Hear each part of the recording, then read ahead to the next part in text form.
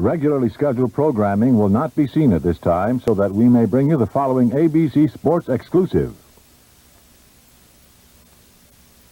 From Texas Stadium in Irving, Texas, it's the Minnesota Vikings against the defending Super Bowl champion Dallas Cowboys. This is the second of 4 NFL specials on ABC. The other 3 on Sunday nights. One has already taken place. That one, New England's thrilling last-second victory over the Oakland Raiders.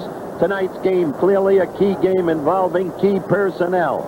The Minnesota Vikings, led as always by their redoubtable quarterback, that man, Francis Tarkenton. But the Vikes are struggling at 4-4. Unexpected losses to New Orleans and Tampa Bay. Signs of resurgence last week against Green Bay. And Dallas, led as always by their versatile and athletic quarterback, Roger Staubach, at 6-2. But struggling, too, if you look at their game-by-game record. 2 close wins against St. Louis. Always, Dallas has that man, Tony Dorsett, the Heisman Trophy winner from Pitt. But Dorsett this year with troubles on and off the field. Benched last Sunday by Coach Tom Landry. Back tonight, here are Landry and Tony Dorsett.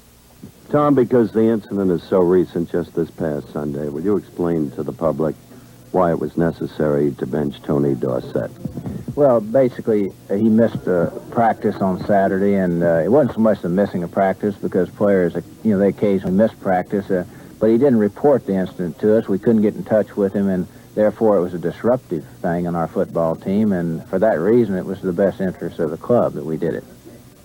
Tony, after you missed practice last Saturday, the coach benched you on Sunday against the Eagles. You later stated you were publicly humiliated. Your family had gone a great distance to see you play. After that, what did you do, because you're going to be starting tonight? Well, Howard, the main thing I did, I think, was I came back this week, and I came in with the right attitude. I didn't come in holding any grudges against Coach or any of the players or anyone in the whole organization. I came in with the attitude that I wanted to play football again. I came in, I worked hard. I come into a meeting, I think I surprised everyone, the players and the coaches, by apologizing for what I did, because it wasn't an intentional thing. It was just something that happened, and I was sorry that it happened to myself, but I feel that it was part of life, it was part of growth, and maybe it was something healthy for me as far as my future is concerned. 20 seconds to air. Stand by, all cameras. Stand by in videotape. Stand by slow-mo. Stand by to open your mics on the field. Stand by in graphics. Ready with your opening supers. Stand by the announcers in the booth, please. And roll tape. 3, 2, 1. Take tape.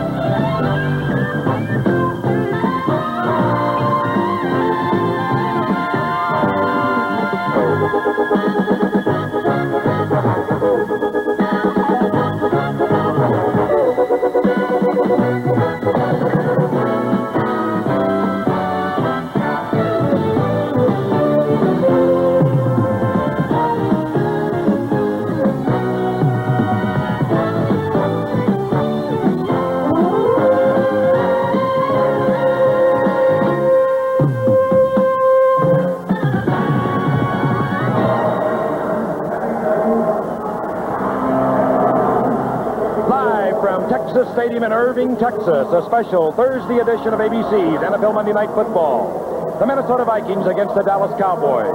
This ABC Sports exclusive is being brought to you by Datsun, who invite you to experience the performance, quality, and luxury of the all-new 280ZX at your Datsun dealer now. And by the Miller Brewing Company, brewers of Miller High Life. If you've got the time, we've got the beer. Hello again, everyone. 2 perennial powers in the NFL, the Dallas Cowboys, the Minnesota Vikings. But as we quickly developed at the very opening, 2 teams not playing up to their expected abilities, expected before the season began. Nonetheless, here they are, and they always put on a great and a tough competitive game. We expect the same thing tonight. In line with the fact that we developed A, the key personnel, B, the Dorsett issue of the recent weekend earlier. Now it's time to continue the storyline, the contrasting strategies of the opposition quarterbacks. Frank Gifford and Don Meredith spoke with each of them earlier. Fran, if anyone knows the Dallas Cowboys, you do, although you didn't play in the NFC Championship game last year. Your team is not running the ball well. You're going to have to throw. The Cowboys know you're going for it. We're going to throw. We're 28th in the league out of 28 teams in the rush. We're playing a team that's perennially been one of the top teams against the rush in football. There's no question we're going to throw the ball. We're going to throw on first down, second down, and third down. Dallas, I don't think we'll get into the flex defense, which is a run defense against us. I think they'll come with their four-man line and strap their ears back and come after us, but we're going to have to control the ball with the pass. However, I think we're going to run the ball some against them. Do you feel that you'll be able to run against Minnesota? That seems to be one of the criticisms of the overall offense, that you haven't been able to establish the running game. I think that's a critical thing for us to run against Minnesota. They play the zone very well. They sit back there. They're experienced.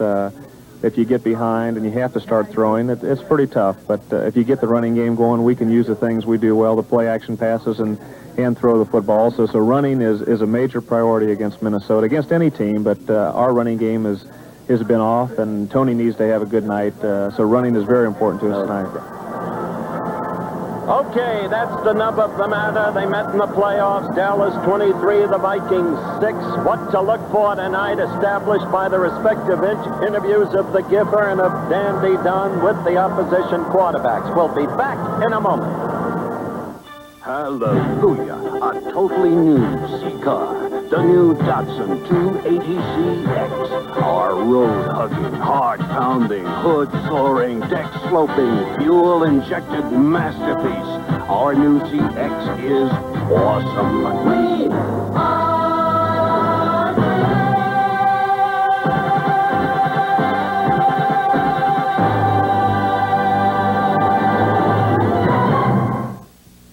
You want to start something? Darling, you want to start something. You want to start something? Start using Rayovac alkaline energy cells, the finest battery Rayovac makes. No ordinary battery can last as long as our alkaline energy cell. In fact, one Rayovac alkaline can last up to 8 times longer than an ordinary battery. So if you want to start something, start using Rayovac alkaline. get something started with Rayovac. When you farm your own land, the work never ends. But you do it with pride and all the strength you can muster. But now comes Miller time. Time to head for the best-tasting beer you can find. America's quality beer, Miller High Life. When it's time to relax, one beer stands clear. Beer after beer. If you've got the time, we got the beer. Miller Beer. A sellout crowd in Texas Stadium, just outside of Dallas, Irving, Texas. The Dallas Cowboys, the Super Bowl champion Dallas Cowboys, against the Minnesota Vikings. A look at Roger Staubach. I talked with him earlier this evening. Roger Staubach having a good year. He's playing a little beat up tonight. He's wearing some rib pads. He has a bruise on his chest, a bruise on his leg. I suggested that might be the years. He said, no, I feel better than I did when I was a kid.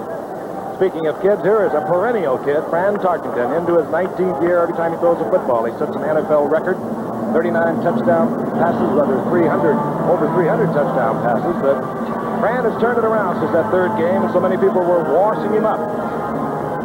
He had a big game against the Minnesota Vikings, about the Green Bay Packers last week, 3 touchdown passes, and he feels that tonight, you heard it in the interview, he's going to have to throw the ball. This is a team that is probably they have the worst rushing record in the entire NFL, so they know they have to throw the ball. Cowboys have won the toss. They'll receive to your left. Butch Johnson, number 86, is deep. He's back there with Larry Brinson, number 36. And it will kick off. Rick Danmeyer. He's not all that long on the kickoffs. The Vikings, a little over a week ago, released an 8th-round draft pick that they had, Mike Wood. He could kick it all off very well, but he wasn't punting that well. So Rick Danmeyer is now kicking off for the Vikings, and we're set to get underway. Critical game for both teams. The 4-4 Vikings trailing the Green Bay Packers. The 6-2 Cowboys tied to the Washington Redskins. And this is Larry Brinson. He bobbles the ball. And a big scramble for it. And Minnesota's going to come up with it. Number 45, that's Tom Hannon. And Tom Hannon gives the Minnesota Vikings a big break. Brinson lost the handle, and the Vikings will have a 1st and 10. They'll be at the 28-yard line of the Dallas Cowboys. Couldn't have asked for a bigger break this early in the game. In the meantime, as a general premise, Look for Minnesota to show differing formations tonight to try to provide a new offensive look, and you'll see a lot of people in motion. Frank will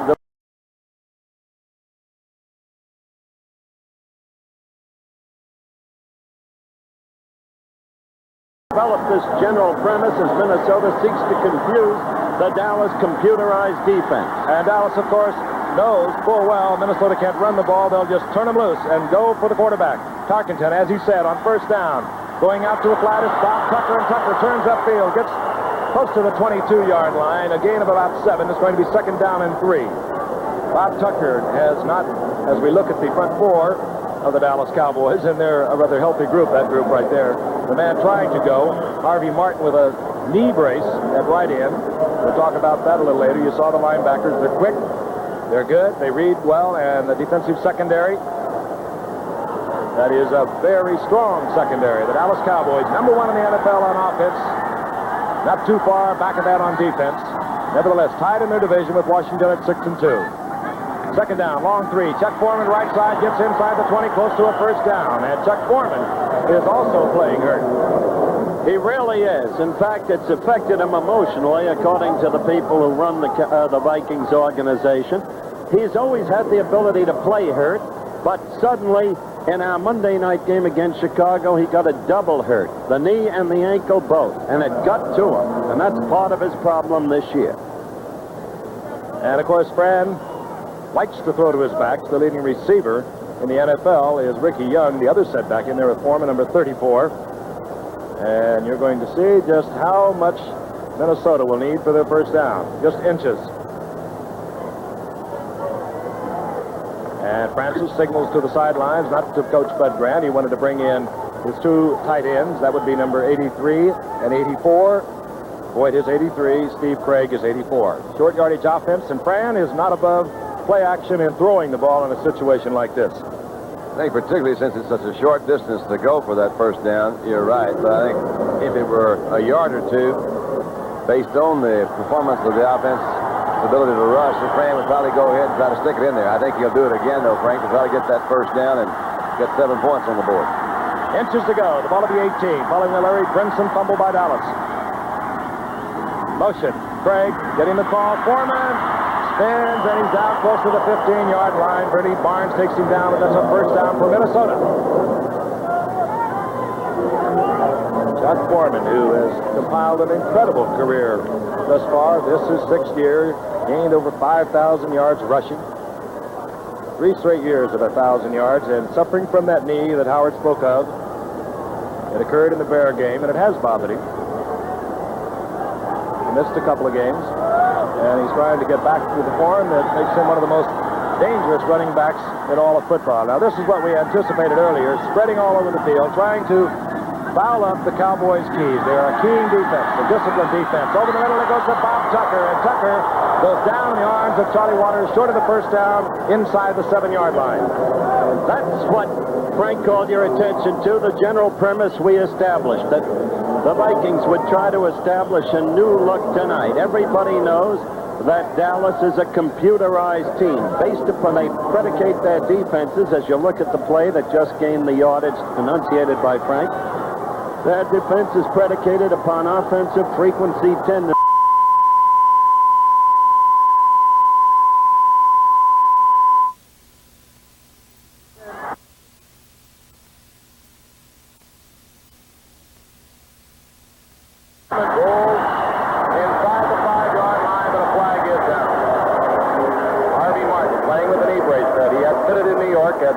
Hospital, if that sounds familiar. It should be, because that's where the same knee brace that Joe Namath was put on. Joe, earlier, he had that fitted on Monday. Returned on Tuesday, has worked out 1 day. Sorry for our technical difficulties. The picture was out for a moment in your area. We apologize. We'll be working on that. You saw the indication of the holding, or if you didn't, that's what we saw. Here's the call, referee Fred Wyatt. Holding number 73, offense. Ranieri, the all-pro right tackle, backs the Minnesota Vikings out to the 17-yard line. Down will remain the same. It'll be second down and 12. And Dallas comes in with their prevent defense. And one of the things you do when a team starts to get into kind of weird formations, as Minnesota's indicated they will, one of the things you can do very effectively is blitz them. That is right. Throw them a zone or blitz. Here they all come again. The big split. Kenny Barnes now right at the line of scrimmage. No blitz.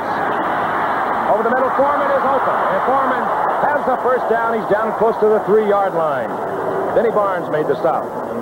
And right now, Don, is very effective. Yeah, they really are. They are moving it around. You mentioned to Fran in his interview about playing Dallas an awful lot. I've known Fran for an awfully long time. He loves to play Dallas. He really loves to play against the flex defense. He feels that it gives him a little bit advantage because there's at least 2 guys that are a little bit off the line when they have that rush.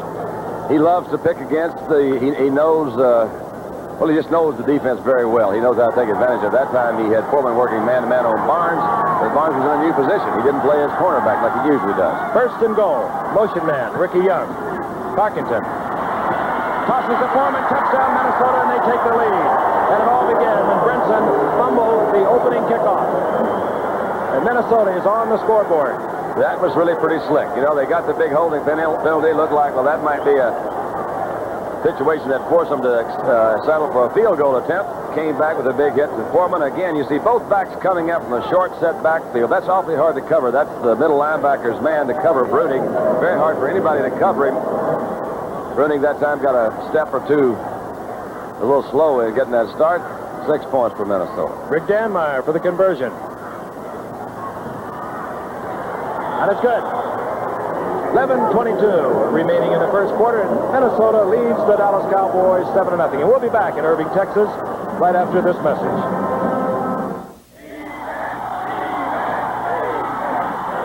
Okay, Linda here's got to protect her family. A woman? Sure, a woman needs life insurance just as much as a man does. And this New York Life Defense has just the insurance plan to do it.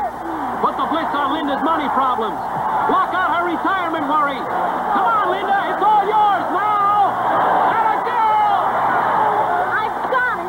Financial security. Where the name of the game is life, there's New York Life. Ladies and gentlemen, we challenged hotshot Dick Tchaikovsky to play the Mattel Electronics football game. Dick doesn't know. Inside is a tiny thinking computer that plays like a whole team of pros. Dick's got the ball, but that computer defense is tough. He drives up the middle, stopped cold. 1 yard? Now, Dick cuts left, down the sidelines, touchdown. Mattel Electronics Pocket Football with the built-in computer. Hey, who's in there? As Chuck Foreman played such a significant part, Dandy put his hand right on the matter. The key play after the penalty was Tarkenton's pass to Foreman. Tarkenton went 4 for 4 in the drive, 31 yards, and quickly Minnesota ahead. Gift. Foreman with his 70th career touchdown. Danmeyer hits it. It'll be Brinson with an opportunity again. This time at the 3, holds on. Runs out of his shoe, however. And Brinson on one shoe gets out to the 22, 23-yard line.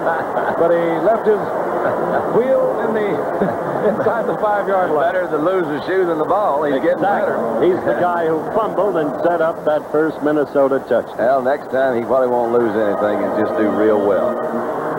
Brinson collects his foot gear. The offensive unit of the Cowboys comes out. Roger Staubach, of course, at quarterback. Tony Dorsett out of the Hound House, in there with Robert Newhouse as setbacks. Drew Pearson wide receiver, along with the 2 tight ends. Jackie Smith is in there, number 81, and Billy Joe Dupree. Jackie Smith, acquired a few weeks ago when Jay Salty was hurt.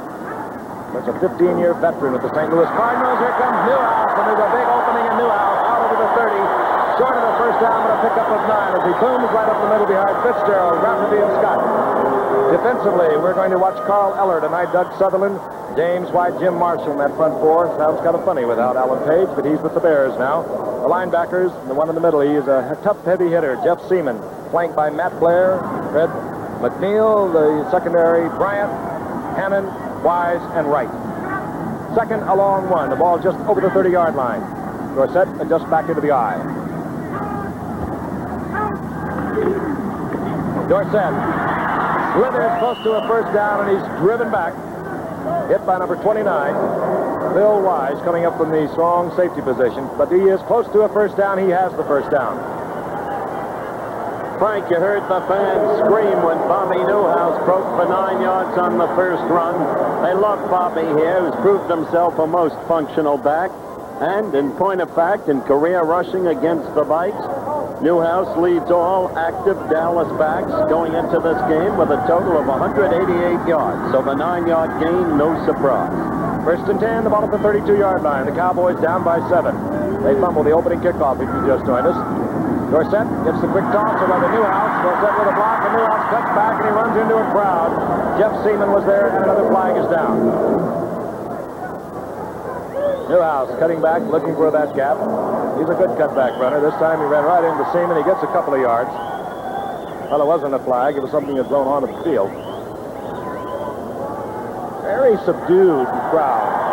65,000 of them. But I think they might have been stunned just a little bit on the opening kickoff fumble that led to that Minnesota touchdown.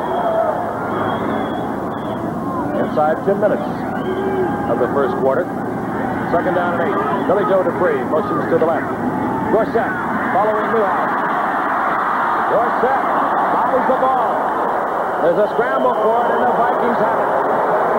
Dorsett hit hard as he turned the corner, bobbled the ball, and coming up with it, the veteran who is making a record every time he starts a game, and that is Jim Marshall. This is his 259th consecutive football game, and the Vikings have another break.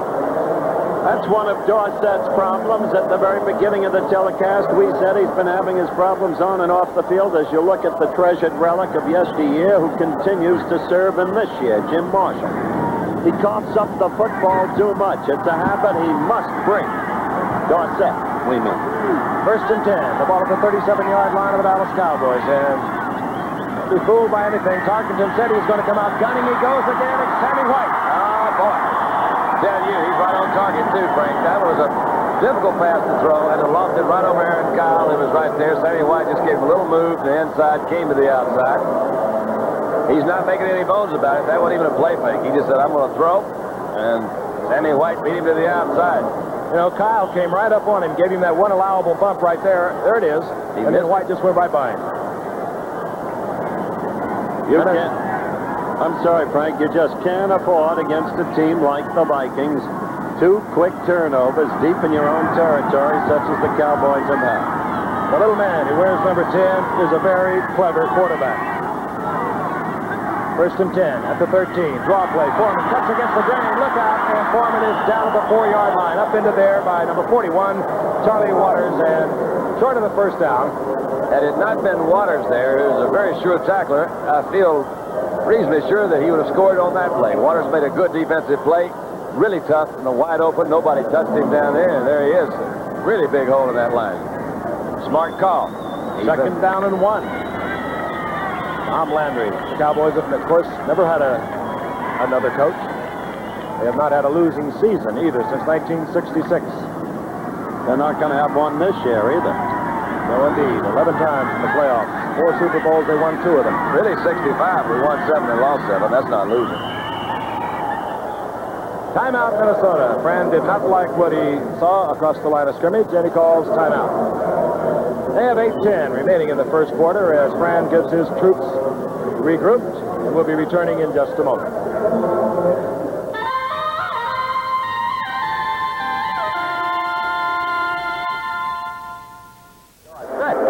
When you break horses for a living and you do it wrong, they can break you first. But when you do it right, you can turn a terrified animal into a horse a man can count on.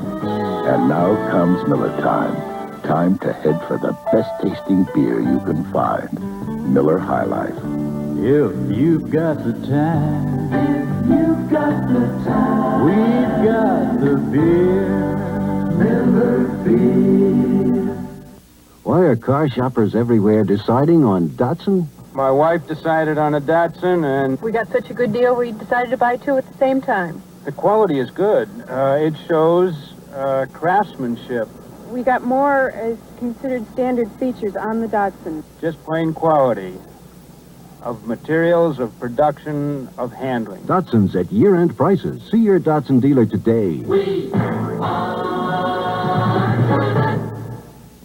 Saturday, Colorado, Missouri headlines an action-filled lineup of regional games. Check local listings for NCAA college football on ABC.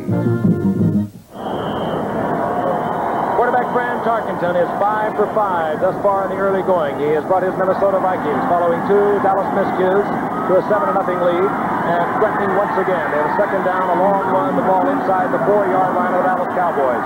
I don't think they can cover the blast. They say, there was a hole for you, man, right through the middle. Oh, nobody close. They went inside of Too Tall. Check this one out. Too Tall went on that little inside move. He pulled himself out of the play. It was kind of an in-front block. Really, they didn't have to even block him. Watch Goodrum, 68. Turn to the inside. There he is. Huge hole. Denny Barnes says, why? That's really, you got Ron Yeri over there, too. And he came down, Frank, and took Everson. Jones followed him, left a big hole there. Dan Meyer for the conversion. Good. They're loving this in Washington and in New York and in Philadelphia. But we've got 8:07 left in the first quarter and ever so long to go. Now we're beginning to hear from the crowd, and it's not the cheering. There is a little rustle of boos. Surprises me. Ricky Young, who came from San Diego, just scored the touchdown. He's been quite an addition, particularly for Fran Tarkenton. He was San Diego's leading receiver, leading rusher a year ago. And, of course, when Ed White went there, Ricky Young went to Minnesota. And he has provided Fran with that other back, along with Chuck Foreman, that gives Fran the little releases, the little dinks that he likes to use. He doesn't have a running game. He'll tell you that right now. And he said, we're going to come out throwing. That's basically what he has to do. So 2 turnovers have made the difference. Fran has capitalized on both. Dallas will get another offensive opportunity. And at this point in time, they've got to begin, at least subconsciously, to start thinking, we can't give up the ball again. We can't afford another mistake. Whether or not this will affect their offensive efficiency remains to be seen. Alois Blackwell is deep, 24. Back there with Larry Brinson.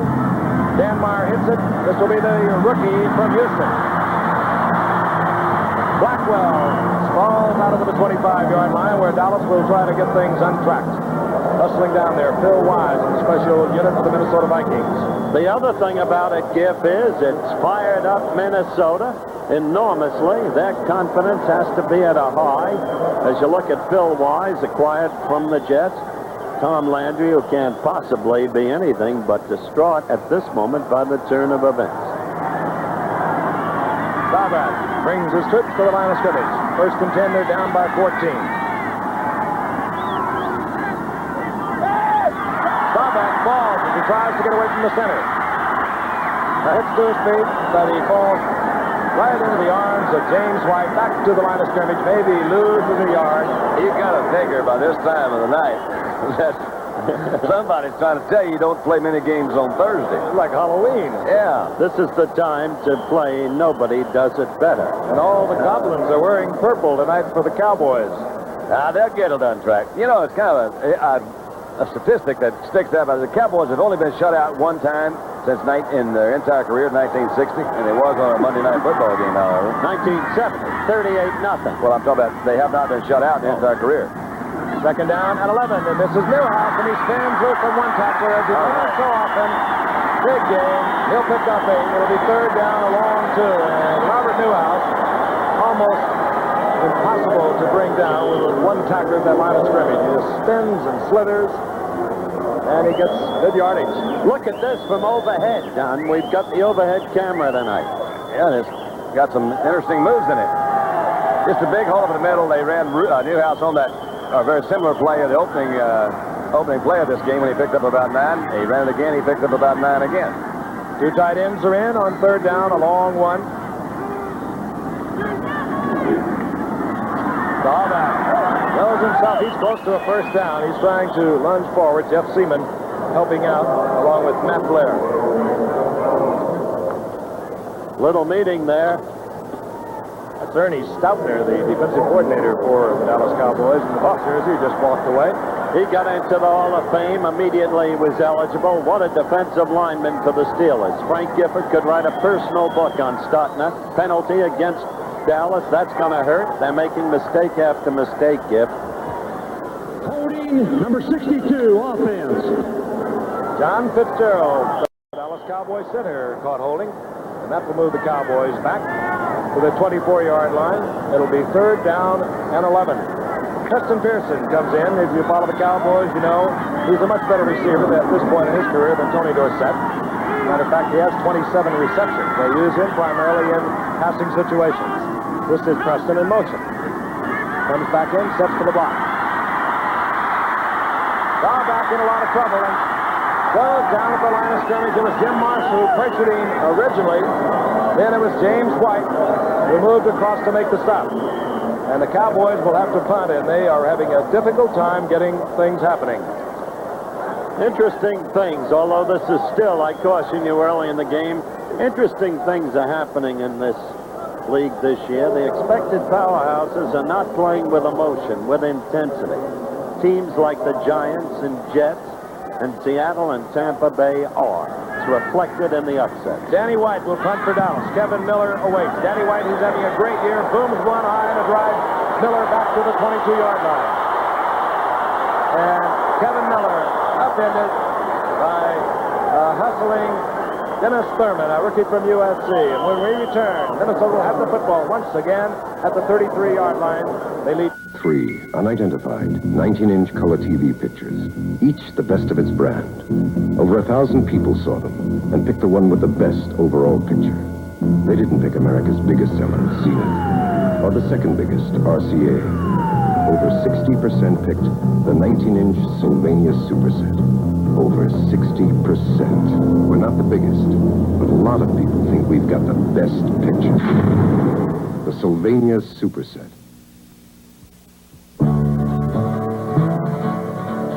This is a bodybuilding course. Take it.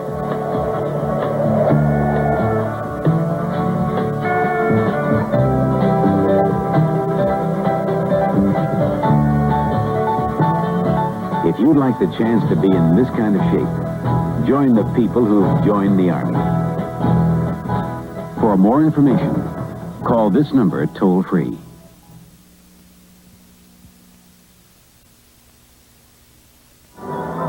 5:54 to go in the first quarter. The Minnesota Vikings surprisingly lead the Dallas Cowboys 14-0. A couple of miscues. A fumble by Dorsett. A fumble on the kickoff by Brinson. And Minnesota capitalized on each mistake.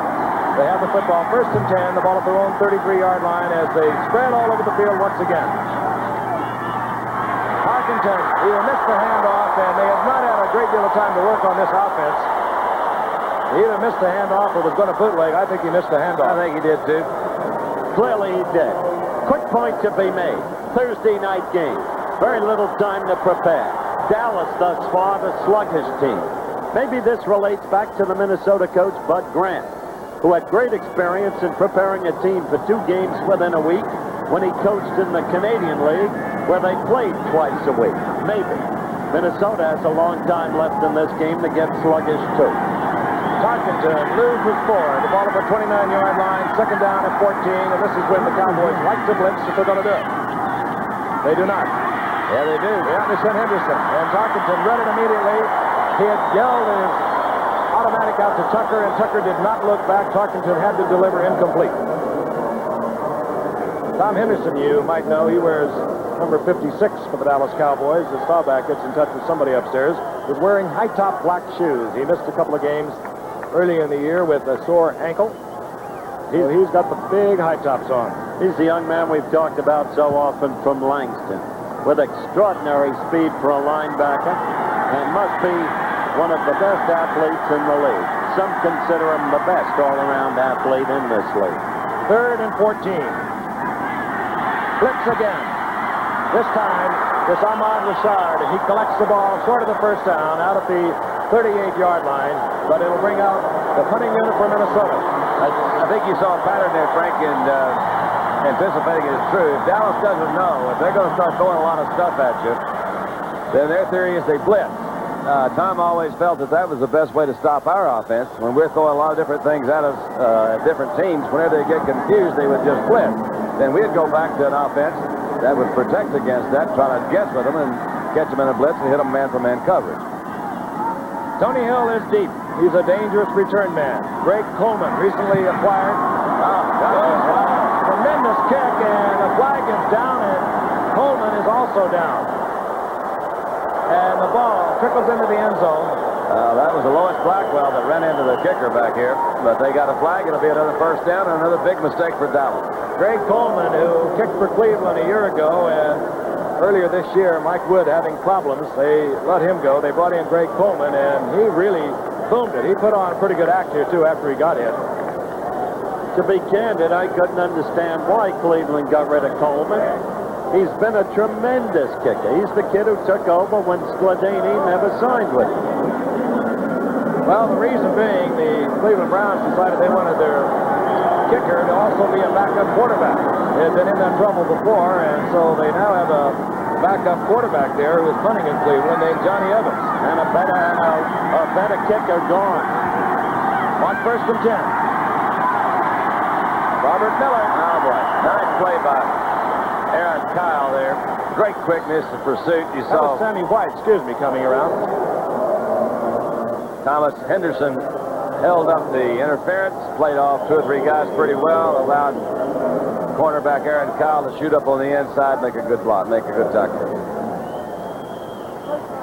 And back to the line of scrimmage. It'll be 2nd down and 10. The ball at the 43.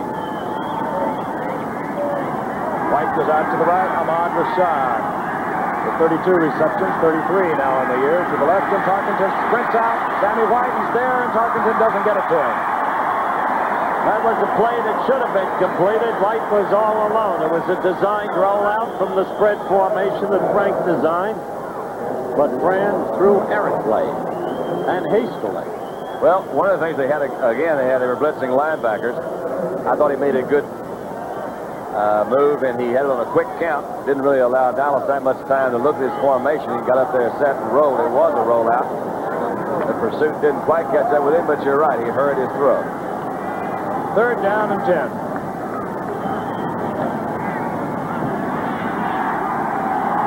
Now you can anticipate the shift, and there it is. Well, they'll have a name for it by tomorrow.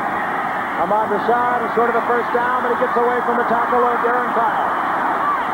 Well, no, they say that his knee went down after he was touched by Aaron Kyle, in which case it's going to be short of the first down.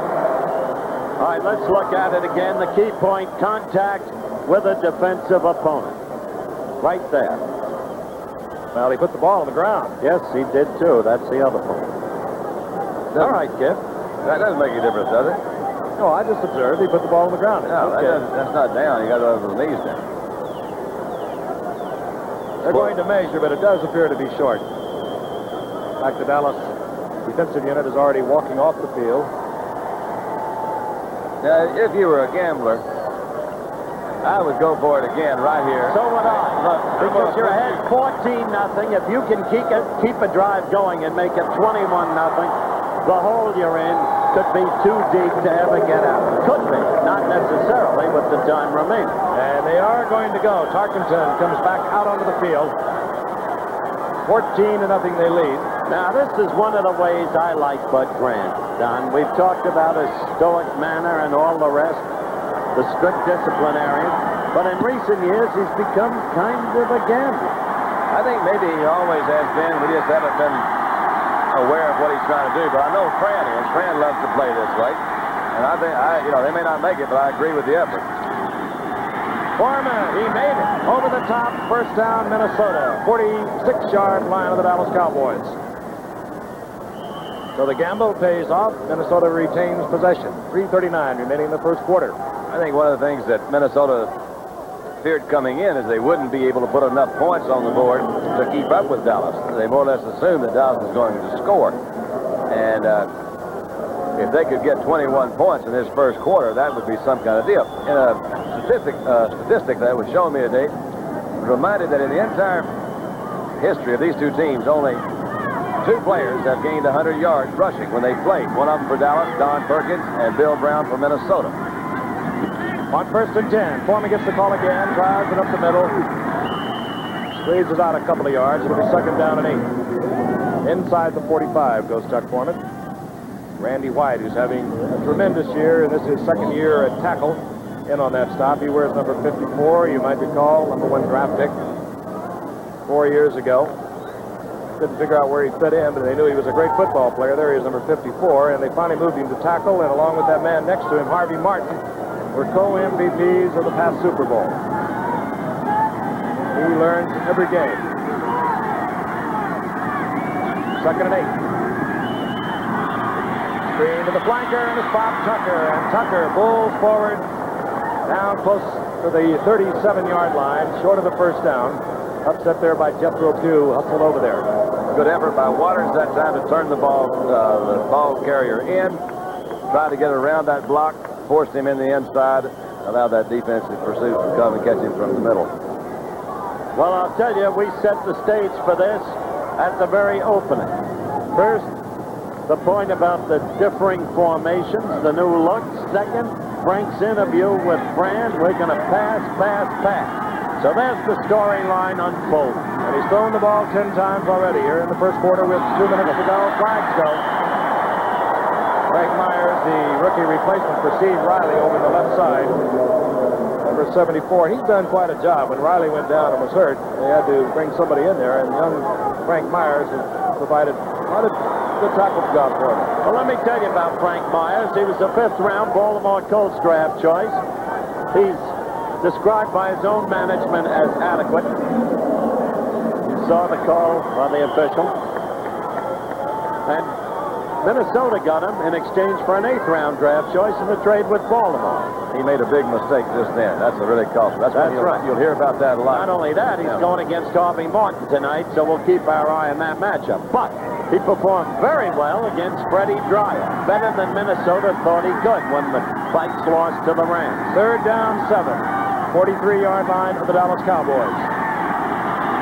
Tarkenton had the time, has the receivers for shot, and again he breaks tackles. And he has the first down at the 33-yard line. Good effort by Rashad, good effort by Tarkenton to get it there.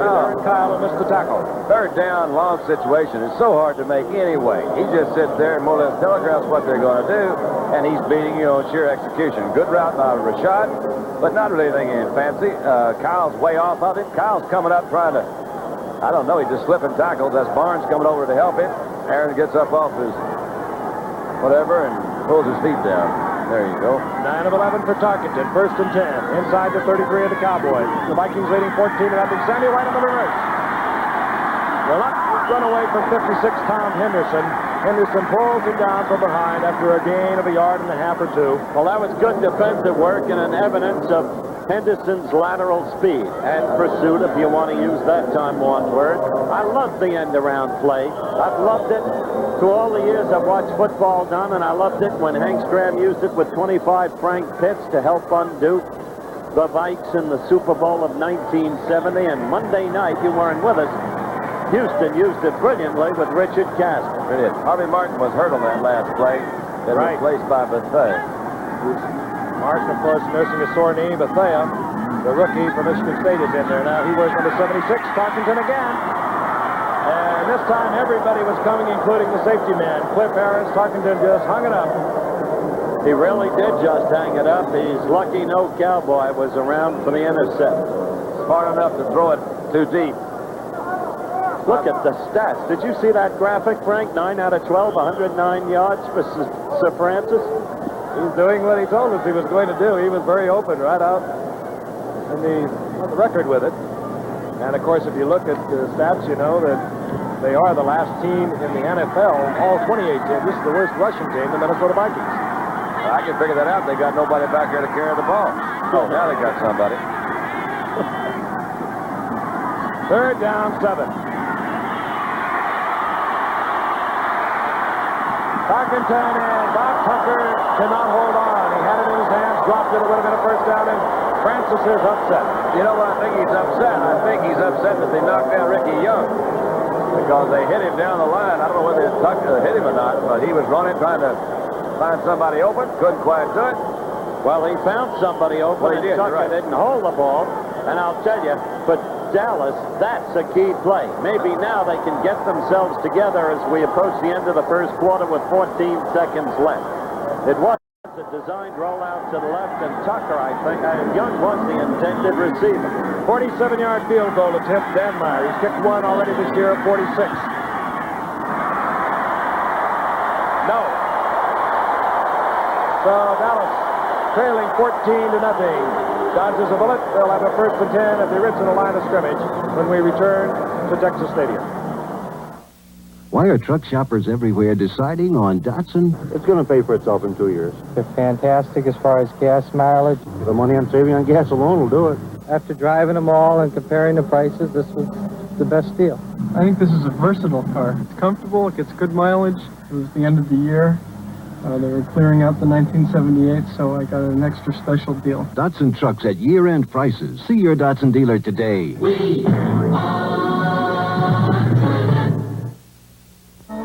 Many people think of corporations as ivory towers.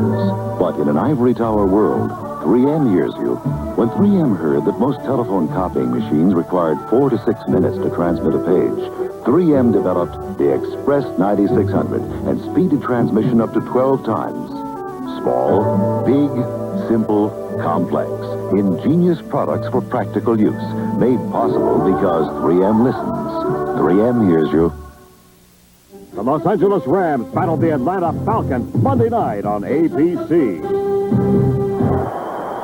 And something you shouldn't miss, preceding our game, Terror in the Promised Land, an ABC News close-up, Monday night at 8 Eastern Time, 7 Central Time. This program includes an exclusive and close-up look at the Palestinian suicide squads training for terrorist missions and interviews with PLO terrorist leaders. A hard look at the most difficult obstacle to real peace in the Middle East. Terror in the Promised Land, that's Monday night on ABC, right before Atlanta and Los Angeles. 1st and 10, the Dallas Cowboys, down by 14. Ball just over their own 30-yard line. Play action. Ball back. Again goes down in the arms of Jim Marshall. James White, who got in there first, breaking his block, forced back out of the pocket, and Marshall was there. Cowboys showed the defense of the Vikings that time 5 offensive sets before they snapped the ball. There's Harvey Martin's knee brace. We talked to him about it yesterday, right after a Dallas workout. Held it up proudly and said it's the same one Joe Willie wore. The gun for the end of the quarter yet. And what a quarter was offensively for the Minnesota Vikings. They have a 14-0 lead over the Super Bowl champion Dallas Cowboys. We'll be returning to Irving, Texas. Stay with us.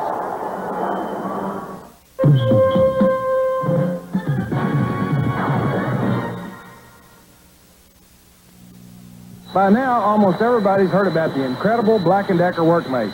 About how it makes almost any hard job a lot easier. Like planing, hammering, sawing, almost anything.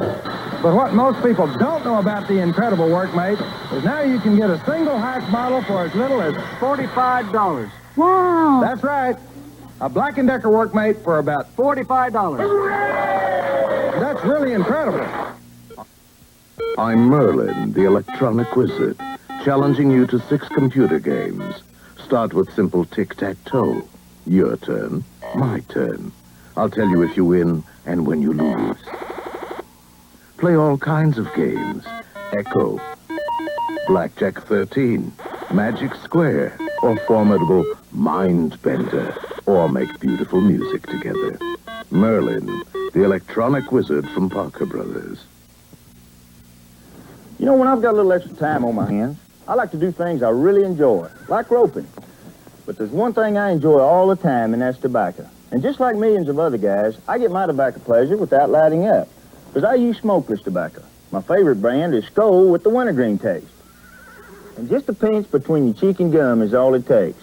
And boy, it sure does feel good in there. So take it from me, Walt Garrison. Do something you're really going to enjoy. Try going smokeless. A sellout crowd at Texas Stadium in Irving, Texas. They're watching their Dallas Cowboys, the Super Bowl champions, the #1 team offensively in the entire NFL. They gained a net of 24 yards in the first quarter. They're down 14-0.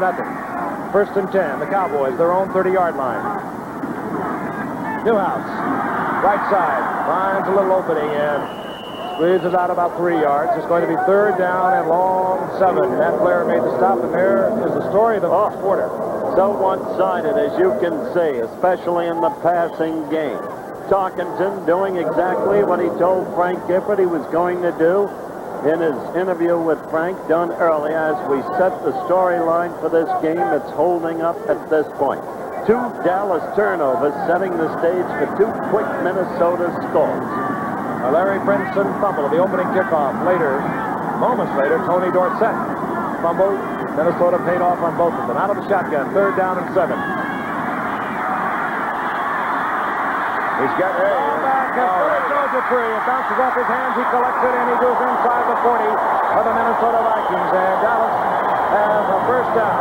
That was so strange because he was just standing there by himself for what Could seemed have like. run easily for the first down, but he elected not to. Look at it again from the end zone. No, I was talking about Dupree standing down there. He's wide open.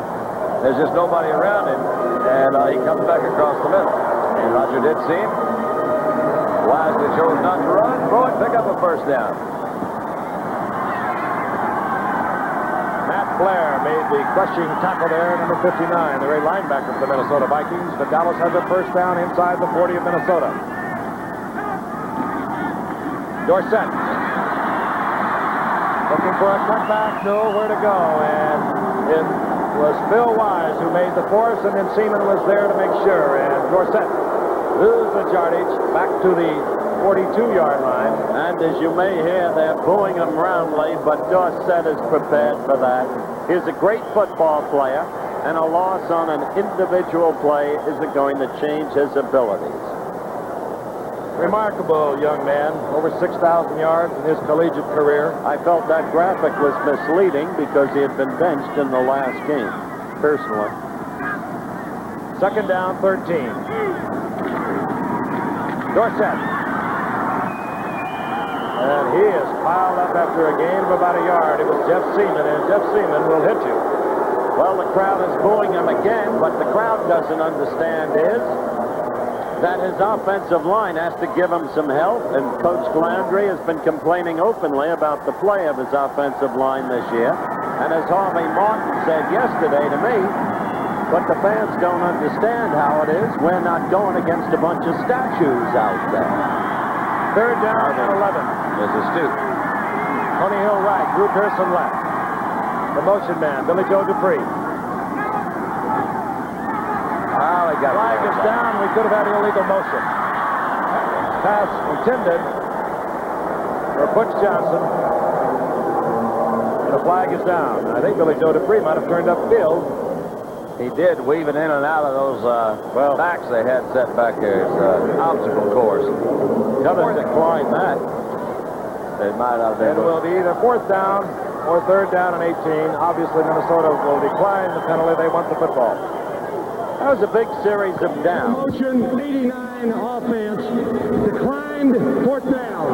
Big for Minnesota because Tucker's miss of Tarkenton's pass for a first down, which could have led to a 3rd Minnesota touchdown, could have ignited the Cowboys to a touchdown drive to turn this game around. But it didn't. That's why it was a big series of downs. This is one place where Minnesota has also been failing. They have not been returning kicks well. You had a look at Kevin Miller. Danny White angles for the corner, hoping to put it inside, and he does not. He catches the end zone touchback. So Minnesota will have a 1st and 10 on the touchback at their own 20-yard line. 12:29 remaining in the half, 14-0 Minnesota. It's time to reveal the best-kept car secret of the year. A totally new Z-Car. The new Datsun 280ZX. Come sit in velour. Aircraft lighting on all instruments. Free flight checkout system. Power windows pre-programmed. Look, no hands. Power steering. 5-speed stick with cruise control. 4-speaker stereo. A cockpit of luxury found in cars costing thousands more. Now, feast your eyes on the new 280ZX. The look is pure Z-Car, yet it looks like no other Z roaming the road. It's Datsun driven to its best, and Datsun at its best is awesome. We are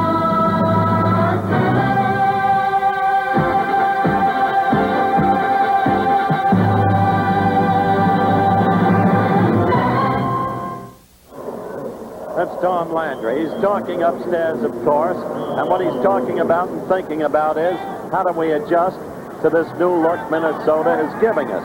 And certainly after a quarter and now into the second quarter, Don, we can look for some defensive adjustments. I think you're right. Tarkenton, 1st and 10. Sprint out. Looking for Sammy Wiley. Wasn't open. He has a man, though, sprinting down the sideline. It's Ricky Young, but right with him, number 50, D.D. Lewis. D.D.'s been around a while. How about give me something, Frank? I'm sorry. Well, how about some college football? Yeah, good. Saturday, a great lineup of regional action. NCAA college football, 1:30 Eastern and Pacific, 12:30 Central. Colorado goes against Missouri. What a rivalry that is in the Big 8. Both teams have identical 5-2-0 records. Missouri ranked 13th in the AP poll. Then we have Arizona State against Washington.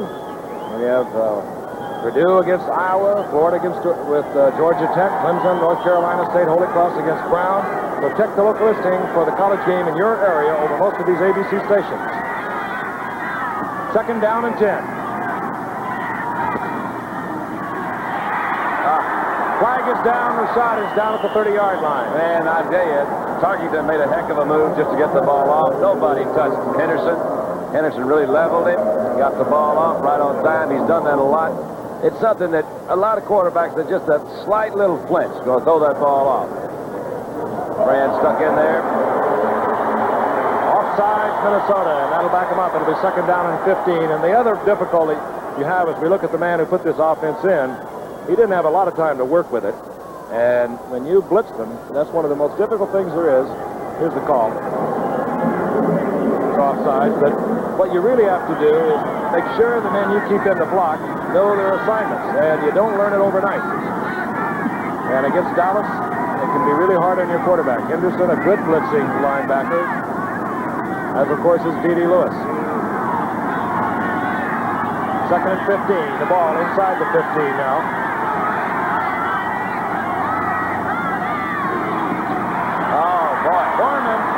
Foreman are up top over the 25-yard line, close to the 29-yard line, short of a 1st down.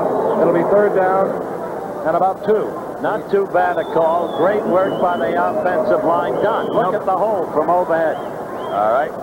Number 1, there's nobody in the middle. There's not a middle linebacker. I would suspect that it's either an audible or it's the kind of play that they call when that defense comes in and they only call it the huddle. There's nobody there. He comes right in the middle. And there's nobody there. They have the ends covered. They think they're going to throw. Good job by Friend.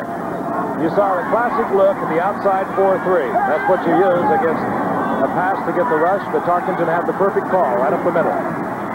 Play action, Ricky Young. Tarkenton has to dump it off, and it gets to Stu Boyd. But it's the 1st down. It's the 1st down. And again, Tarkenton paid the price. He's doing a good job. He is doing a sensational job as you look at it again. You see Brody coming in.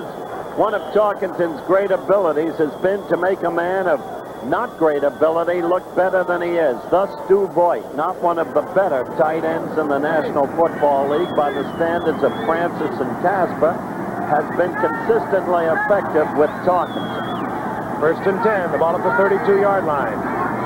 Minnesota leading 14-0. Ricky Young. And Ricky Young goes down, stumbles forward to about the 36-yard line, hit by Bob Bruning. It's a gain of 4. It'll be 2nd down and 6. This kind of offense works extremely well if you can get enough protection from the 5 offensive linemen. And so far, he's been able to do that, get the pass off quickly. If he has to take more time and throw deeper, I think he'll run into trouble. 2nd and 6. This is a good blitz down for Dallas. Watch those linebackers. They're always kind of out of the shot, but they come in quickly when they come. Handoff goes to Ricky Young.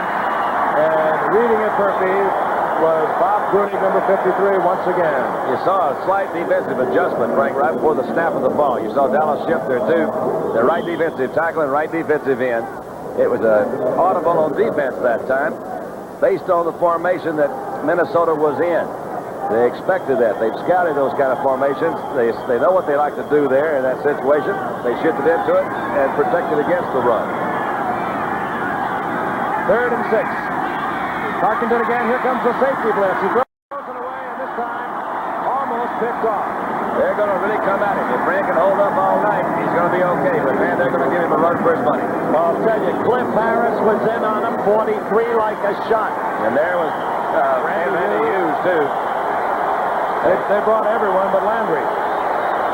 He's not going to go. Greg Coleman comes in. Now the crowd's picking up because Dallas has stopped the Vikes twice in a row. Tony Hill goes deep for Dallas, standing back at his 24-yard line. Dangerous return man. Butch Johnson a little bruised. Ordinarily would be back there.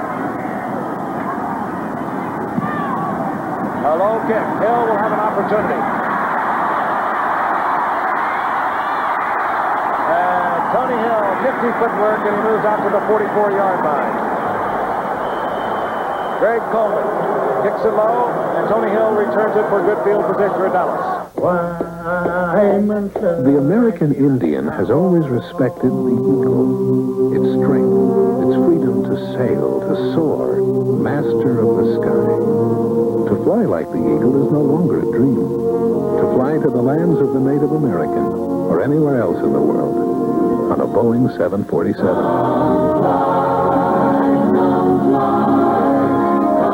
The world's favorite way to fly. When you need some things for working out. You're in good shape if you've got clout.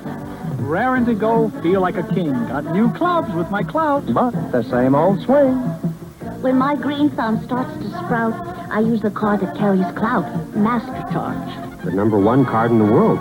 When you carry Master Charge, you carry clout. Why do without? Use your clout. 14-0, Minnesota capitalizing on 2 errors by the Dallas Cowboys. Took the lead in the first quarter, 9:23 now remaining in the first half.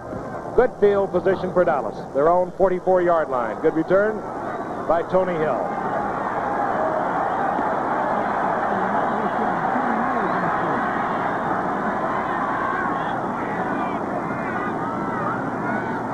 The motion is Drew Pearson. Play action to Dorsett. Starback with a lot of time, going deep to Tony Hill. And almost picked off. Tom Hannon visibly upset that he could not hold on. Phil Wise was also back there covering. Starback had all the time in the world, but good defensive coverage by Phil Wise and this man, a second-year man from Michigan State, Tom Hannon. Look at it again. Almost looked to me like he let him get too far downfield before he let the ball go. Had to lay it up too high to get there. He does have good protection, as you mentioned. There's no one there. Tony's running a cross pattern. Oh, this was a little bit late, I believe, in being released. He was open for a while. Good defensive play. Jackie Smith comes into the lineup. He wears number 81. 480 career receptions for Jackie Smith. Dorsett finds a little hole and makes a bundle out of it. Not quite enough for the first down. It'll be third down and a yard as he moves inside of Minnesota territory at the 47. I'd like to make this observation. I think clearly you can sense a swing in the momentum. Dallas has adjusted, stopping Minnesota twice consecutively to what Minnesota's been trying to give a new look to, their offense, and they're about ready to strike. Well, they had a lot of turning to do. They gained 24 yards in the first quarter. #1 offensive team in the NFL, the Dallas Cowboys. They have a third down and 1. Newhouse, huge hole, and Newhouse cuts back to the inside, gets inside the 40, down close to the 38-yard line. First down, Dallas. They had an odd man set that time. Odd man being a man over the center. And the linebackers are over the offensive guards. You can see the big number 72, James White, right over the center. Good block by Dorsett. Yeah, good block by Dorsett. You're right. Led right into it. They hit the open hole. They hit where the linebackers were standing up. I think the play before with Dorsett running up the middle, they're going to check out those new tackles. You've got James White and Sutherland up there. Page is gone, so Cowboys will go right at it. First and 10. Now back, Tony Hill. And Tony Hill tiptoes close to another Dallas first down. One of the keys you look for is when you got more than one guy open on the same route, you know that defense is not doing too well. He had two guys open basically in the same area that time. This crowd has come alive now. We've talked to you about Tony Hill before because we've had two previous Dallas games, the Monday night opener. As you look at Tony, the 38-0 rout of Baltimore, and then the 9-5 upset by Washington. Hill did get the first down, tiptoeing down the sideline. Cowboys first and 10, the ball inside the 28-yard line of Minnesota. Newhouse goes down. He's in the arms of Jeff Seaman. Developed too slowly that play, and enabled Seaman to come up through the middle, take a step to his right, close Newhouse off before he broke through the line of scrimmage. Gain of 2, it'll be second down and 8. Dallas with almost a specialty unit on every situation. Seems that way. Here comes Lawless, 66, the guard with the play. Tony Hill comes back into the lineup. So we have Hill and Drew Pearson. Pearson, 29 receptions thus far in the year. Tony Hill now with 24. Second and 8.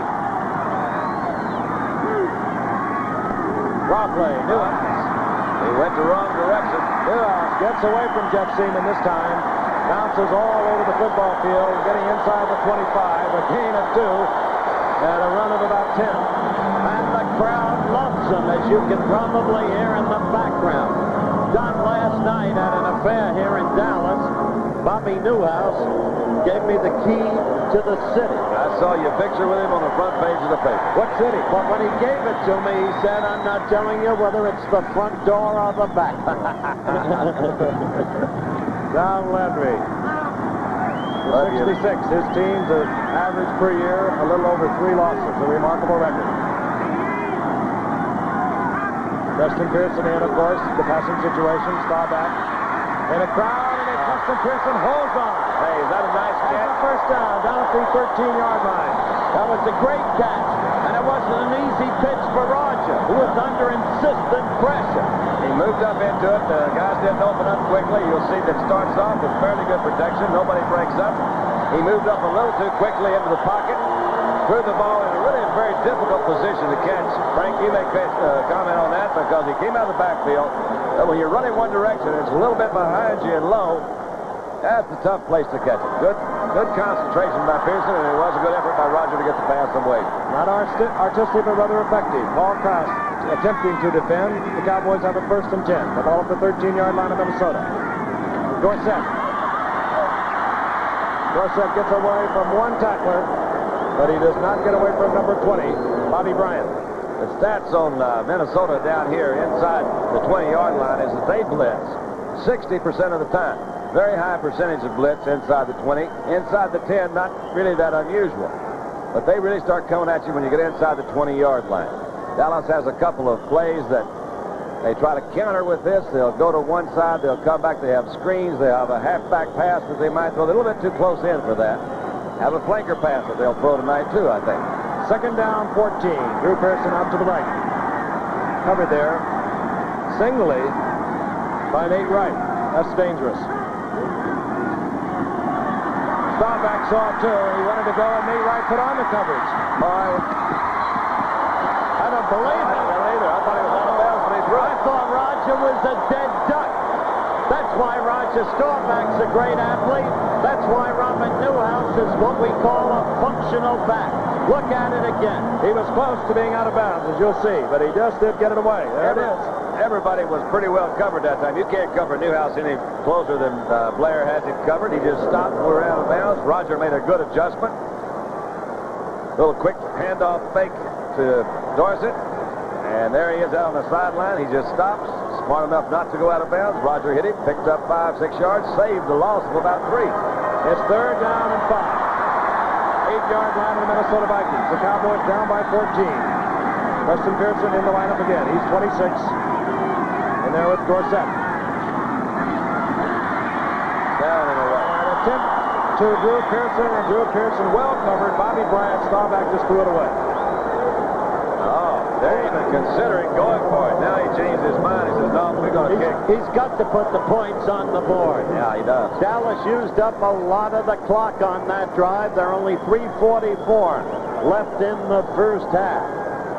It's very easy to question plays up here. We've talked about that a lot, but I thought that was an unusual call. Third down in a 5 situation down on about the 8-yard line, and he's trying to hit a square out. Talking over with Tom. Raphael Septian, field goal attempt, 25 yards. He's 4 of 9 on the year. An easy chip, and the Cowboys erase a 0 on the scoreboard. They now trail 14-3. We'll be returning for the Dallas kickoff in just a moment. Rejoice!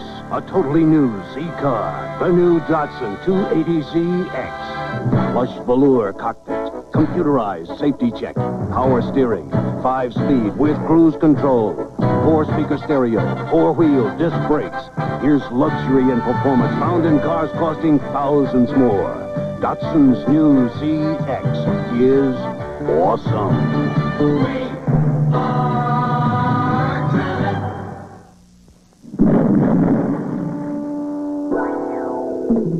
Today, crimes of violence are moving to better neighborhoods. But now you can help protect your loved ones with the West Clock's Home Protector burglar alarm. Put one on your bedroom windows. Works on doors, too. Installs with a screwdriver. No wires, no batteries, priced under $10. Guard the safety of your loved ones with the Home Protector burglar alarm from West Clocks by Tally Industries. Dallas is on the scoreboard, but they trailed 14-3, and I know they can't be happy coming away from that long drive. They used up a great deal of time with only 3 points. Kevin Miller standing at the goal line. Raphael Septian set to kick off.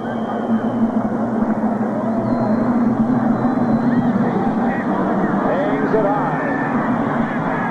Kevin Miller from his 7-yard line.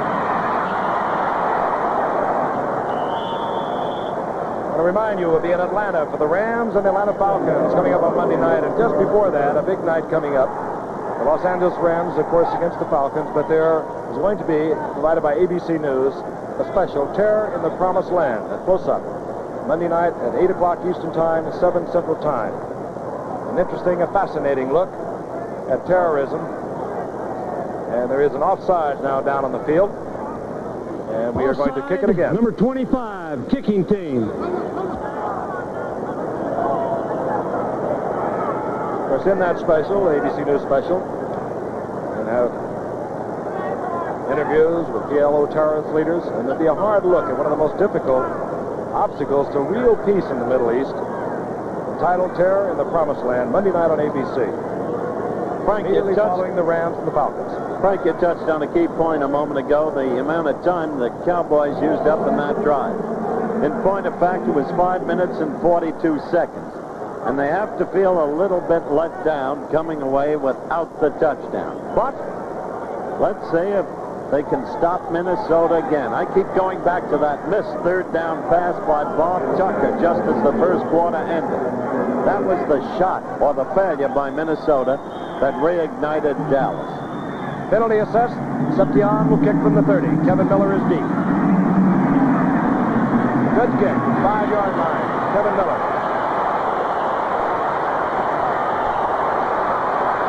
Could be trouble. And Kevin Miller gets away from one Dallas Cowboy at the 27 and gets out to the 39-yard line. And this is something the Minnesota Vikings have also been not doing well throughout the season, returning kickoffs. But this was a good one that gave them good field position. They've got 3 minutes, 19 seconds left in the half. They would like to do 2 things. A, at least get back that Dallas field goal, of course.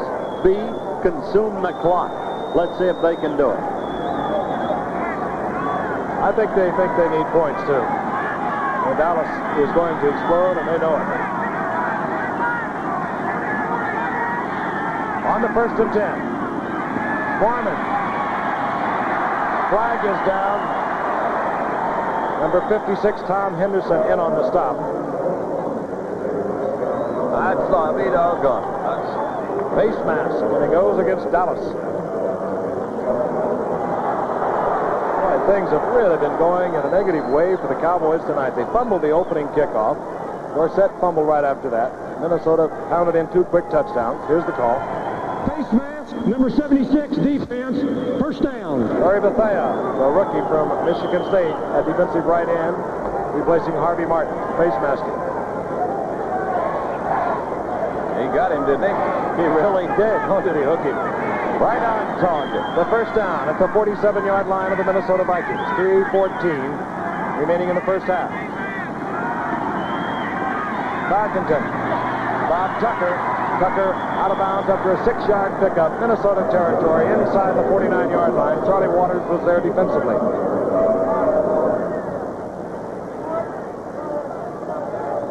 Bob Tucker, of course, led the NFL with Fran Tarkenton a few years ago with the New York Giants back in '71 with 59 receptions. He, of course, joined the Vikings last year after the 5th game. I thought Tucker went out of bounds that time. He didn't? Evidently not. The clock is still running. And it shows inside 2:35 now, remaining in the first half. On second down, Tarkenton goes out to Ricky Young, and Young steps out of bounds, stopping the clock short of the first down at the 44-yard line. Is just showing the first down, and basically you're watching a master at work. He did have to take an earlier timeout when things grew confusing. They've still got 2 timeouts left. Remember, the object to get back the points of the Dallas field goal and to consume the clock. Right now, he's showing the ability to do both. Those are his stats, but keep in mind, now in his 18th year, Tarkenton has thrown for over 45,000 yards. Went over the 45,000 mark last week in a winning effort against Green Bay. Foreman gets to the outside, the first down and 20 more. Tell you, Bruni had not come through for that middle linebacker to pull him down. That outside defense for the Cowboys was pretty well mowed down by Ricky Young, who seemed to have a domino effect on Waters and Harris. How'd you like that? I like that. Yes, the domino effect. Yes, domino effect. Catch one, let them all fall into one another in all those ways. We will not get this playoff before the 2-minute warning. And there it is. The Vikings leading the Dallas Cowboys 14-3, 2 minutes remaining in the first half.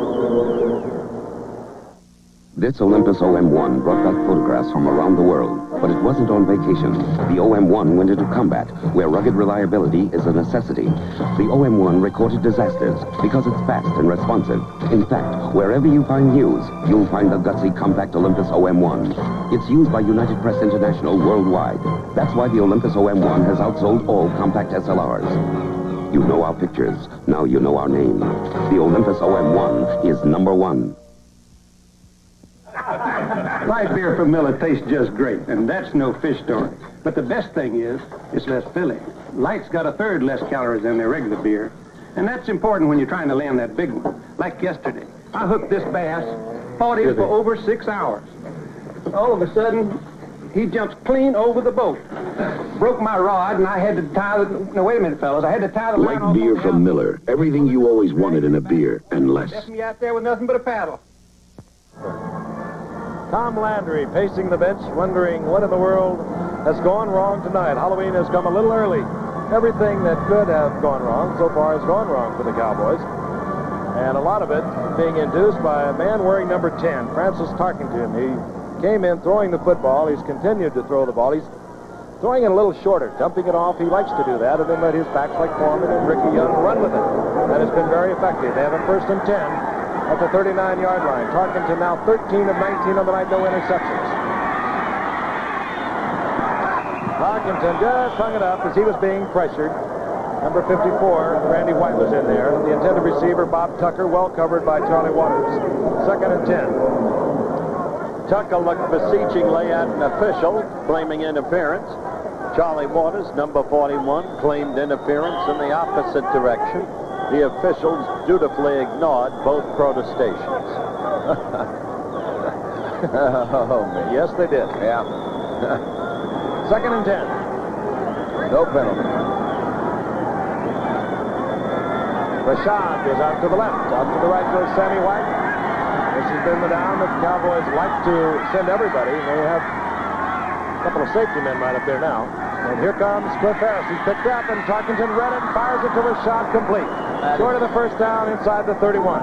I love to see that pass. It's just one that's strictly timing. It requires an awful lot for a receiver to come in the middle like that. Keep his eyes and concentration on the ball. Quarterback has to have it right there. And if those two things happen, it'll be complete. Third down and 2 timeouts remaining. The clock is moving at 1:30. A long 2, that is.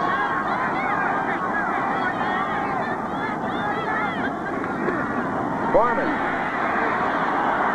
trying to surge forward to the first down, and he's very close. He got it. I think he got it. He did. E.D. Lewis made the stop, but not until Foreman had picked up the first down. And Fran calls one of his remaining 2 timeouts. He moves over to the sideline now for a little bit of a conference. He'll have 1 timeout remaining and 1 minute and 7 seconds remaining in the half at a 14-3 lead.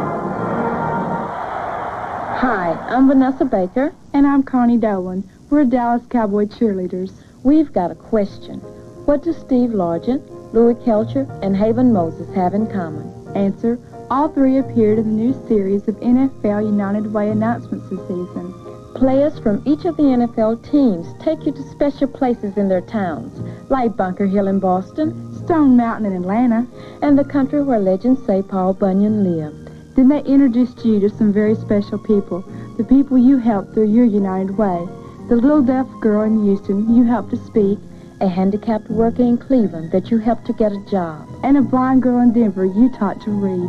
This is the 5th season that the National Football League has presented United Way spots as a free public service. To this series, the millions of people helped by United Way can say, thanks to you, it works for all of us. The United Way. The preceding announcement was brought to you as a public service by the National Football League. 1:07 remains in the first half. Minnesota has a 1st and 10 inside the 29-yard line of the Dallas Cowboys, and they have a 14-3 lead. Minnesota, of course, chasing Green Bay in their Central Division of the NFC. That's an unusual position for them. They've won 9 of the last 11 years in the Central Division, but Green Bay has a 6-2 lead. Minnesota is 4-4, as is Tampa. Too much time. That's unusual, isn't it? Really is. You come in on a 2-minute situation and you call the timeout to save it, and you come up and get called for too much time.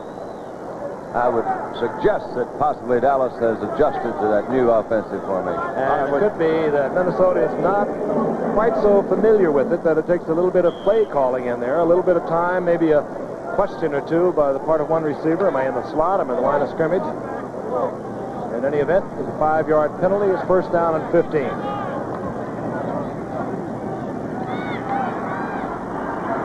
Situated now inside the 34-yard line. Larry Cole is in there defensively for Dallas. He wears 63. Jethro Pugh is out. Big hole. Big hole.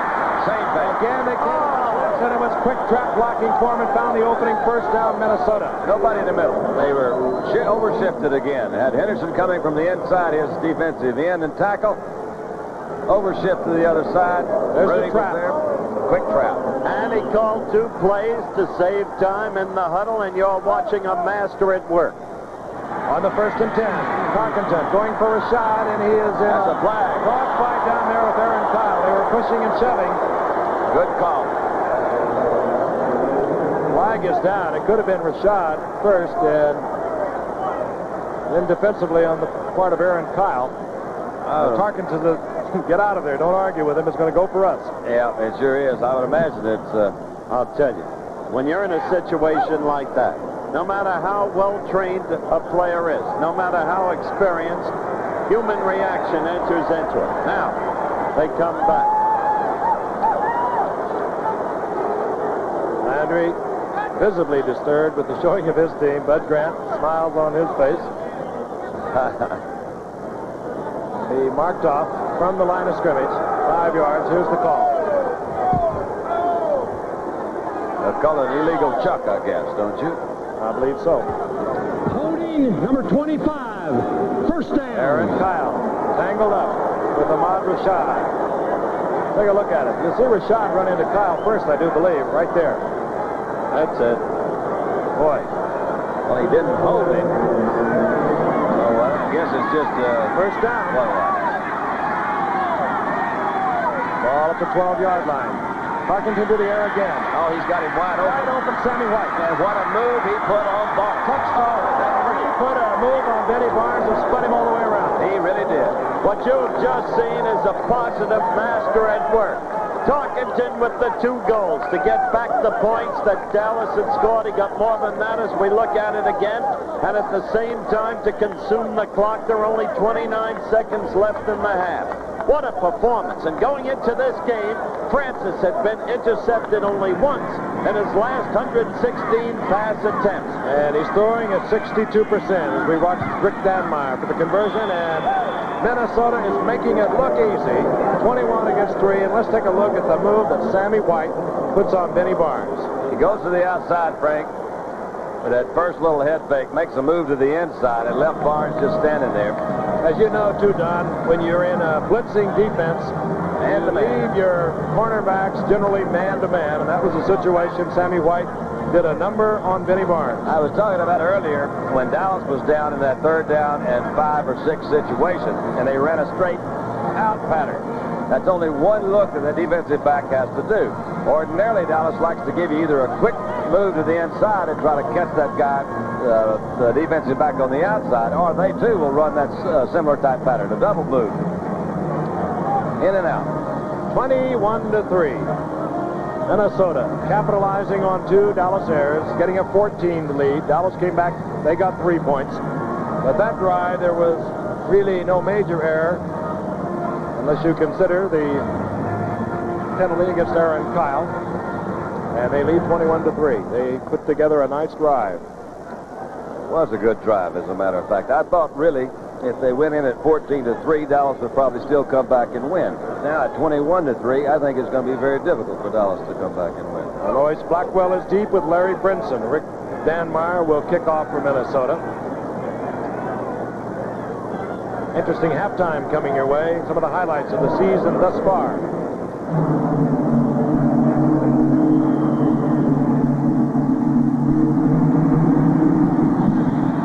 A squib along the ground. This will be the rookie from Houston, Blackwell.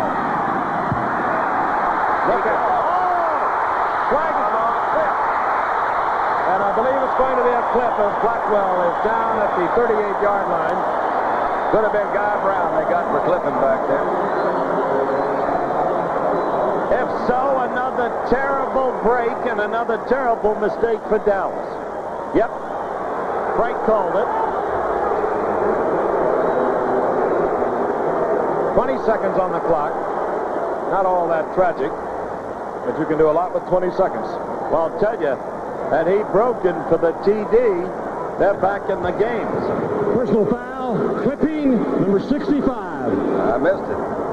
Dave Stalls, special team player for Dallas, with a clip, and it's so easy to do, not intentionally, really, when you're not sure where the running back is.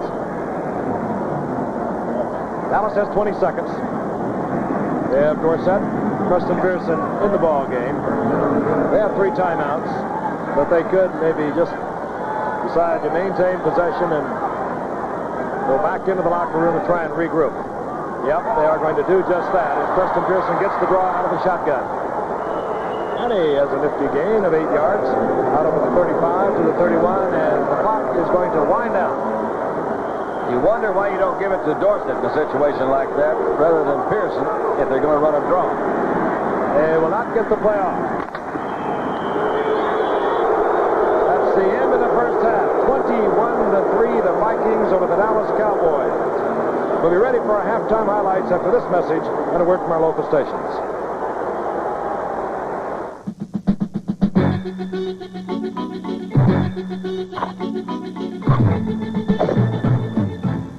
Going up that hill. No way. Off-road is fun, but sometimes you run into an obstacle that only a true four-wheel drive vehicle can handle. A Jeep CJ will give it a try.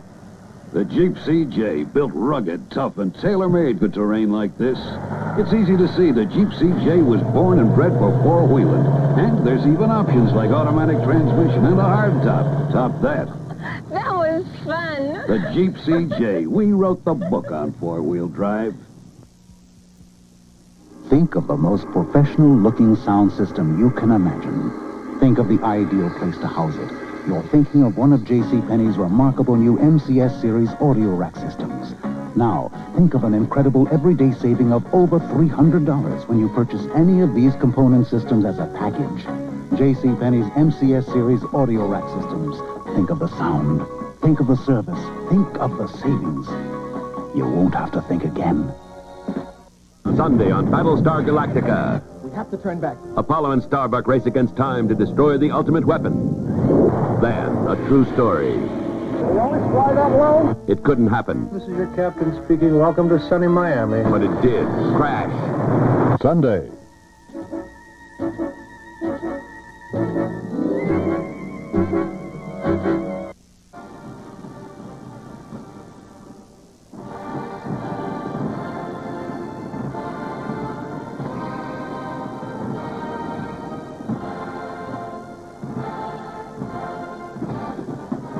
We're back at Texas Stadium. The score at halftime. Astonishingly, I guess, for fans around the nation, the Vikes 21, the Cowboys 3.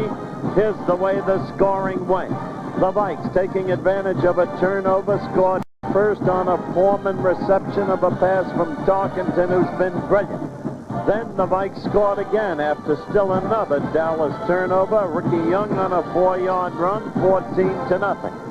Dallas adjusted to a new-look Minnesota offense and came on to put a field goal on the scoreboard on that Septien 25-yard field goal, 14-3. But with 3 minutes and 49 seconds left in the half, Tarkenton engendered another Minnesota drive that wound up with Sammy White on the receiving end of a 12-yard pass. Minnesota 21-3. Now tonight, our review of the season at the midway mark is being brought to you by Commercial Credit, a financial service of Control Data Corporation. We find ways to help. Suppose a fortune teller had told you that during the first half of the 78 NFL season, those Redskins would go unbeaten for 6 games. That the Giants and Jets would both be only 1 game out of first place in their respective divisions. That only 2 teams in the entire league would have a better record than Bart Starr's Green Bay Packers.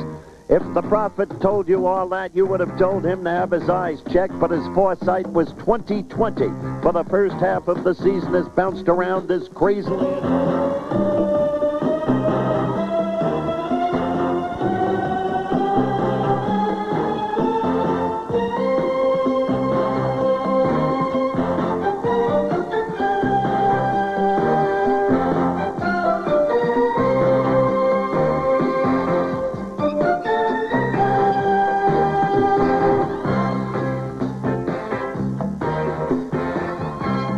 Clearly, the passing game has been honed to a razor's edge, but the rules change that invited more throwing has extracted its toll on NFL quarterbacks.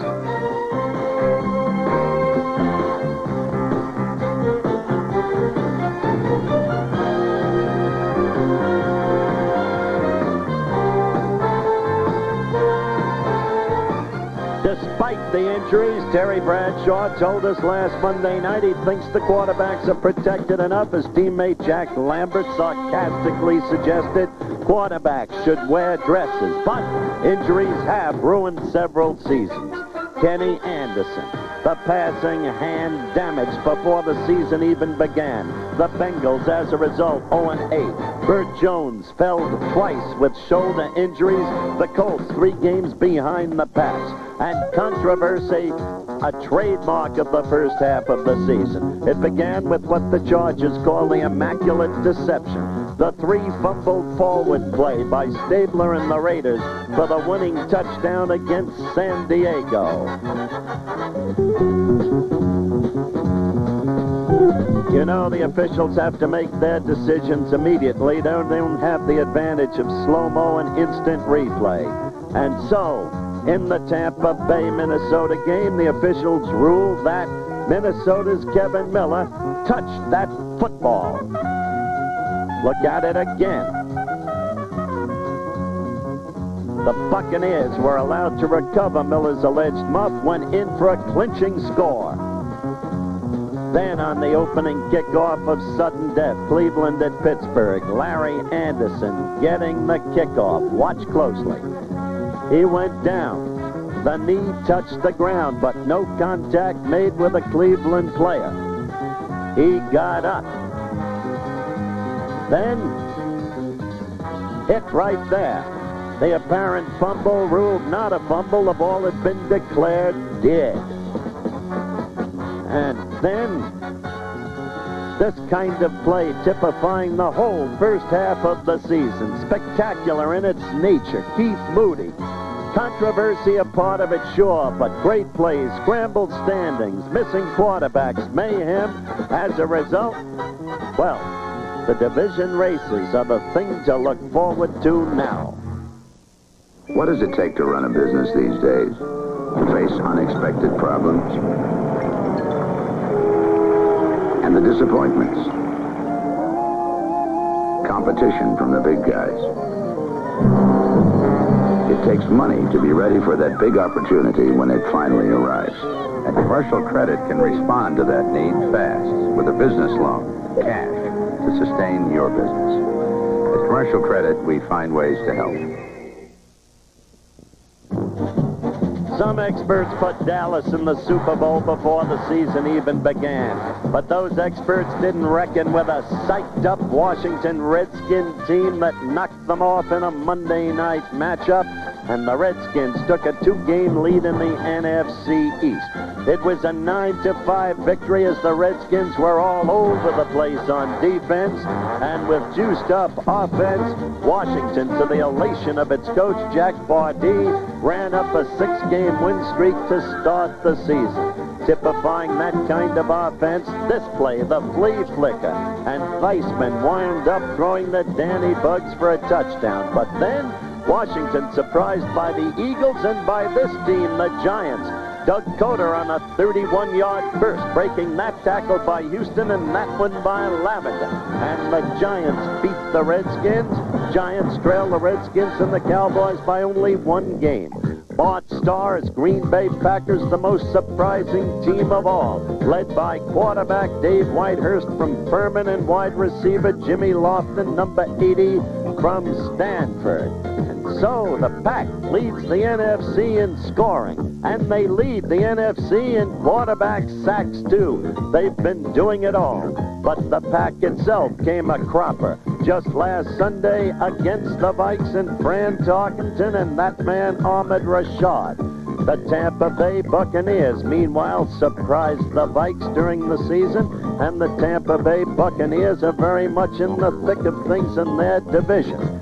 The New York Jets, meantime, have been almost incredible in terms of surprise. They lost their brilliant young quarterback, Richard Todd. You'll see it right here. Ball popping out of his hands. But even when they lost Richard Todd, they did not come apart. They found another quarterback, an unsung youngster wearing number 17, Matt Robinson. And with a passing arm like this and some clever play calling designed to meet the opponent on his own terms, the Jets are in the thick of things at 5-3. Miami's Don Shula's had his share of tough luck. Bob Greasy out before the season even began, but number 10, Don Strock, doing a good job. And Delvin Williams, the leading rusher in the league, doing sensational work as evidenced by this extraordinary run against the New York Jets. But even with Greasy back, the Dolphins ran into the red-hot New England Patriots, and New England beat Miami in a showdown for first place in the division for the 6th time in 8 weeks. The Pats didn't know if they would win or lose late in the game. 4 times they've won. That was Harris Ivory with the game-winning touchdown against Miami. Twice they have lost, once in a Monday night thriller when the team scored 41 points in the final quarter. The man of the moment, Joe Washington of the Colts, that Monday night. He was totally versatile in his skills, like here, rolling left and then throwing the option pass deep downfield to Roger Carr, touchdown. But the coup de grace was administered by Washington here on a kickoff return, and a touchdown run that won the game for the injury-riddled Baltimore Colts. Colts didn't stop with that upset, however. On Upset Sunday, this past Sunday, they shocked the Denver Broncos. Tommy Jackson tipping the pass, Glenn Doughty picking it off, and the Colts hung on for a 7-6 victory. Oakland, having a tough time, fell to Seattle 27-7. Oakland and Denver now lead the AFC West by just one game over Seattle. But they've been upsettable all year, and John Madden is very upset with the Raiders' unsteady play. Two teams that looked like they might not lose all year also went down. The Rams to the New Orleans Saints when Manning threw to Galbraith and went down the sideline for the game-winning touchdown. And then the last time you looked at Earl Campbell on a Monday night, you saw this. Just last Monday, Campbell spurting for 3 touchdowns as Houston upset the Pittsburgh Steelers 24-17. So after 8 weeks of this extraordinary season, there are no longer any undefeated teams, but Pittsburgh and Los Angeles presently on top. So they're heading for a showdown, those two teams, a couple of weeks hence, right here on ABC. If the season holds true to form, it'll be a season that no one will want to miss. Game by game down the road. And the pivot game at this moment, LA against Pittsburgh.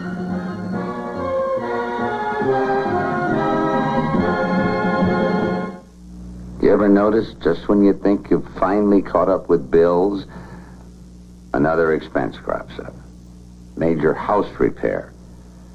Braces for your child's teeth. The old car breaks down. There's just no end to it. When you need money for any good reason, see Commercial Credit. The company that lends millions to help business lends even more to help people. If you need a loan, Commercial Credit will find ways to help. And if you've just joined us, we are also surprised. The Minnesota Vikings coming out with a spread offense. Francis Tarkenton has been near perfect. And at halftime, the score is Minnesota 21, Dallas 3. This special edition of ABC's NFL Monday Night Football is being brought to you by Datsun, who invite you to experience the performance, quality, and luxury of the all-new 280 ZX at your Datsun dealer now. We'll be ready for the second half kickoff after a word from our local stations. Friday, it's Donnie and Marie in a salute to the swing era with Ruth Buzzy, Sherman Hemsley, and Lassie. Then, the screen's strangest, most terrifying love story. I killed her. He wanted a second chance at love, but had she returned for revenge? Obsession. Tomorrow.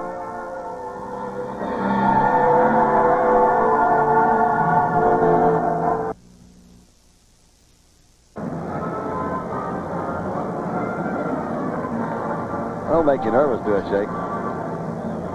Well, you've heard the cliche many times. The teams are going to the locker room to talk it over and get regrouped, and you better believe that's what happened to Dallas. This man, Fran Tarkenton, using a spread offense, was sensational.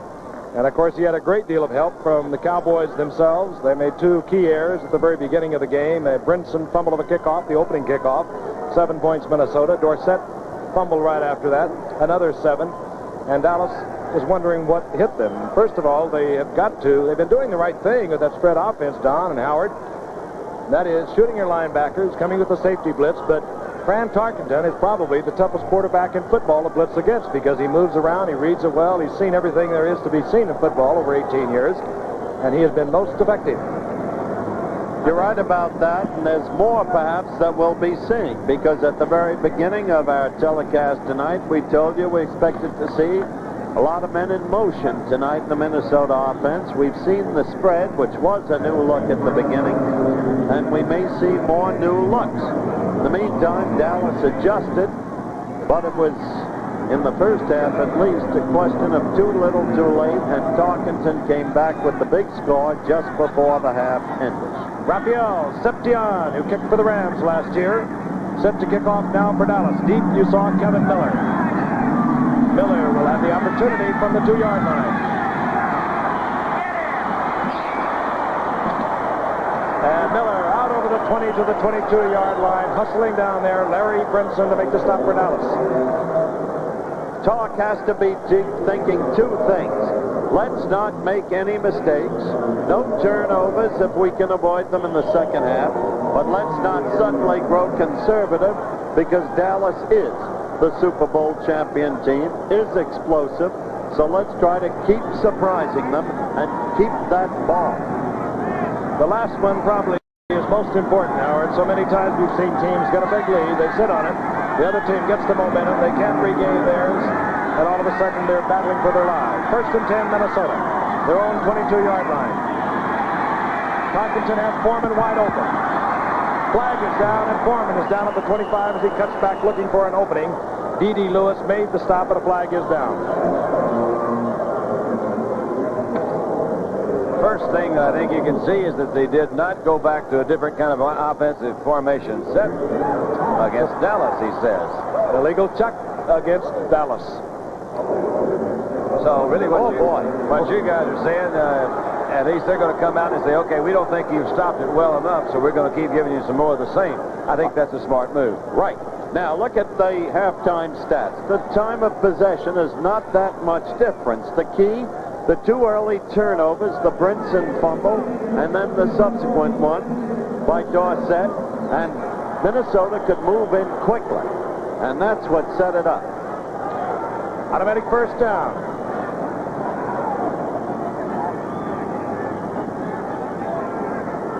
Ball now situated just inside the 27-yard line. Line up in the stacked eye, and they'll split out of it. There they go. Tucker way right. Rashad moves out. Sammy White is in the slot. The handoff. Chuck Foreman, and he breaks one tackle and gets out over the 32 to the 32-yard line, getting away from Jethro Pugh. For a gain of 4, it'll be 2nd down and 6. Ed Jones made the stop. Defensively is Jones. And Jethro Pugh, Randy White, Larry Bethea. The front 4, the middle linebacker Bob Brunig, Tom Henderson, and D.D. Lewis, the outside linebackers, Aaron Kyle, Cliff Harris, Charlie Waters, Benny Barnes. Defensive set for the Dallas Cowboys. Tarkenton, of course, in there along with Ricky Young and Chuck Foreman. Foreman 44, Rick Young 34.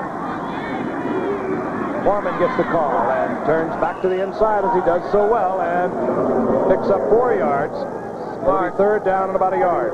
Smart play calling, I think, Frank. When they reverse the roles, what everybody says, this is the way you run an offense. You pass just enough to keep him off balance. He's running just enough to keep him off balance. Foreman seems to be a little bit shaken up on that play. As Howard mentioned at the top of the show, he had a knee and an ankle. So take your pick. It could be one of them. Neither one of them are not good. But he has used Foreman well on the quick traps, draws, the little quick hitting plays. They're not really trying to establish a running game. They're trying to keep that passing game going.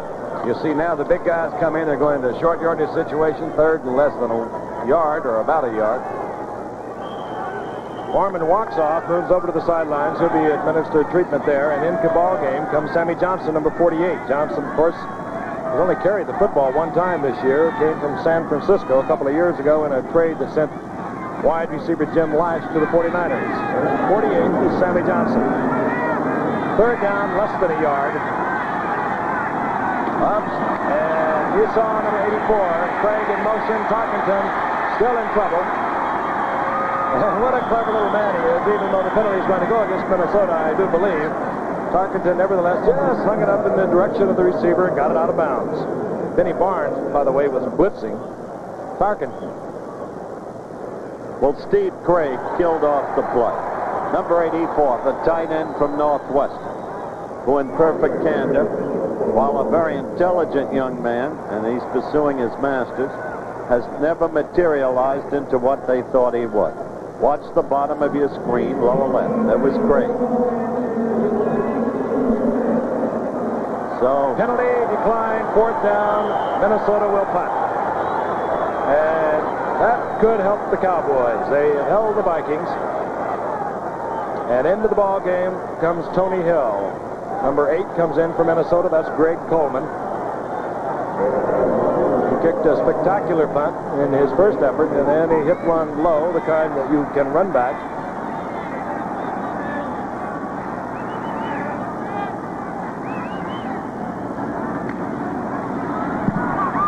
It's an end into over job, and taken at the 27 by Tony Hill.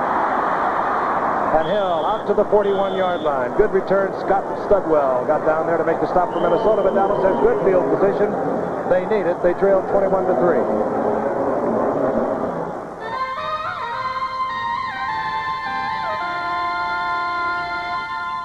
Why are truck shoppers everywhere deciding on Datsun? I felt that Datsun was about the best buy. I got the King cab. You simply lift this latch, and the back space is exposed. The air cleaner, you can see it's got an enamel finish inside. The oil fill, it has a screw top. It's just a small feature that points to quality. This is 5-speed, 4 efficiency. I expect to get about 28 miles to the gallon. Datsun trucks at year-end prices. See your Datsun dealer today.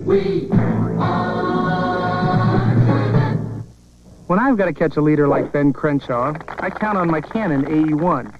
It's fully automatic, so I can concentrate on my subject. Yet it's one automatic camera that's made to meet the strictest professional standards. Try it, Ben. Are you kidding? The AE1 is so easy to use, you know you won't miss a shot. About all you do is focus and click. The surprisingly affordable Canon AE1. So advanced, it's simple.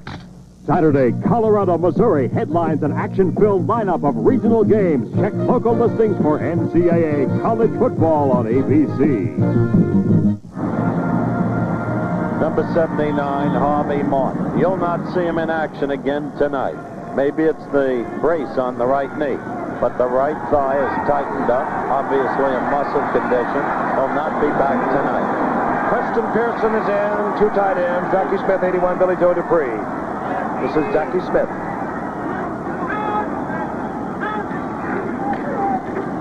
Robert Newhouse. And Newhouse taken down right on the line of scrimmage. Carl Eller slipped over from defensive left end, made the stop, and then he got a lot of help from his friends. It'll be 2nd down and 10. Now the specialty units change on the field. Out goes Pearson. Here comes Tony Hill, and it looked like a fire drill out there. It's comical, you know. You got one team that runs first down, another team runs second, another one runs third, and you're down 21-3. Yeah, well, that's all right. Let's stay in unison, guys.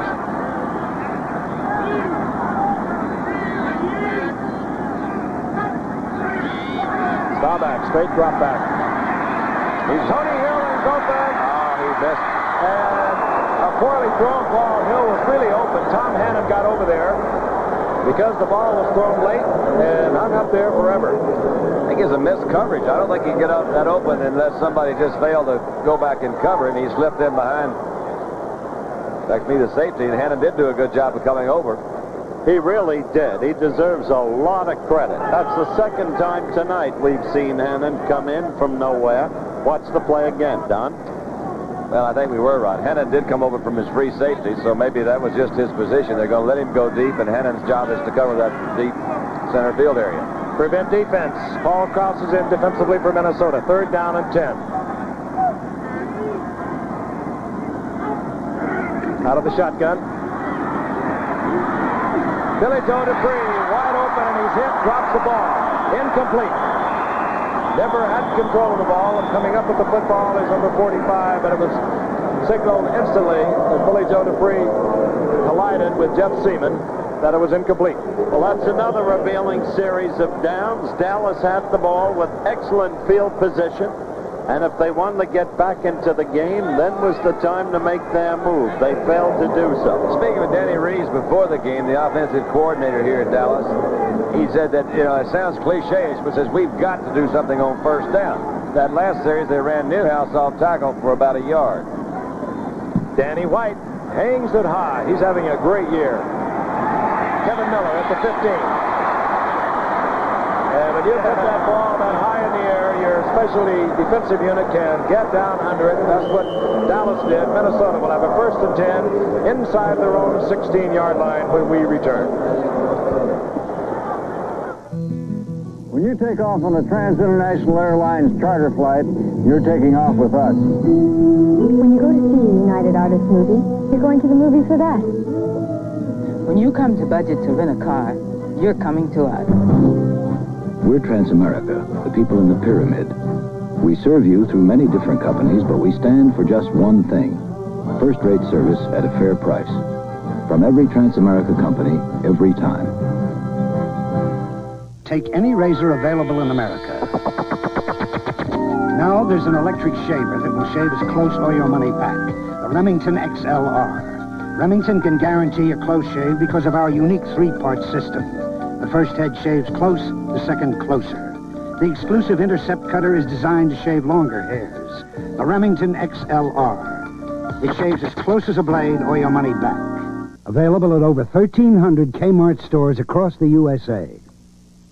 You gotta go, you may as well go first class, right? That's right. Sunday, the crash. Now, Dallas football fans come in all shapes and sizes. As a little loyalist. Minnesota, first and 10, 21-3. They lead, 12:07 remaining in the third quarter. They have the ball inside their own 16-yard line. Chuck Foreman back in the game. Tarkenton back to the air. Foreman. And the little dink over the middle, and Foreman takes a 5-yard pass and turns it into an 8-yard gain. Billy Barnes made the stop. Right there, you got an indication of the fact that Tarkenton's not going to sit on that lead. He wants to keep using that clock throughout the second half, eating it up, keeping possession of the ball. Controlled football, but not conservative in the sense of sticking to the run. You know, he's not throwing anything dangerous at all. I mean, he knows exactly where it's going. 4-yard passes, 5-yard passes. Yeah, that's his conservative game right there. He's just not going to try to put it up deep or down the middle. He's trying to hit those little short ones, keep that drive going. Out of the double wing spread, I guess you could call it. And lunging forward, Chuck Foreman has the first down. That's a good effort by Foreman on a bad knee and ankle, as we mentioned earlier. Just came back in. I think he gave that extra effort, picked up a first down. Looks like it from up here. He sure did, Don. He's a tremendous football player. He's a tremendous athlete. It's hard to imagine a guy like that in a backfield that's the 28th team, you know, in rushing in the National Football League, just alone. But the fact that he has been hurt, I'm sure has hammered it. But Ricky Young is certainly no slouch either. So they go to their offensive line. They're building. They're young. They don't really feel they're really mature enough to push anybody out. So therefore, they haven't run well. The first and 10 is inside the 27 of Minnesota. Foreman again, the little dink. And they just playing this kind of game, hoping for missed tackles, and that time Bob Bruning did not miss. Made the stop right at the line of scrimmage. You're talking about Brad's interception record. I don't know, Howard, Frank, one of y'all talked about a while ago. He hasn't thrown an interception in the last few games, but he has thrown 12 this year. In the first 3 games, he was being intercepted, and that's when they were screaming in Bloomington and Minneapolis, St. Paul, the great Twin Cities. It's over. Get rid of him. But going into this game, he had thrown about 1 intercept in his last 116 passes. Let's face it, the man is one of the greatest of all time. And let's face it, that man is one of the great coaches, and Staubach is himself one of the great quarterbacks. Second and 10, look for the blitz. Randy Hughes is up close. Benny Barnes up close. They all come. Tarkenton reads it, hands off to Foreman, and it's a 3-yard loss. He didn't read it real well, did he, Frank? But he did read it. He said, that's trouble. The thing you have, he only had one back there. And a lot of times you get in that situation, you don't have any other audibles. They don't work from that formation. So he only had what he had, he did with it. Well, what's significant here, Frank, is the Tar can't keep them moving. The Dallas defense is coming to life. Third down and 13. It's a passing down, but again, you can bet that Tarkenton is going to be very careful with it. I think that's the key. That's the point I was trying to make with his interception. Just as long as he doesn't throw interceptions. Dallas moves up and threatens the blitz again. This time they drop out for the coverage. Reading what he thought was a blitz, Tarkenton tries to go deep, looking for individual coverage on Rashad, but Aaron Kyle was there along with Randy Hughes. Fourth down, Minnesota must punt. The crowd comes to life. They've been kind of sitting here in stunned silence all night. 9:02 left in the third quarter. Time for Dallas, if they're to get back into things, to start to make a move. And they should have good field position. Greg Coleman punting Tony Hill, there he is, a dangerous receiver and a punt return man, standing at his own 38-yard line.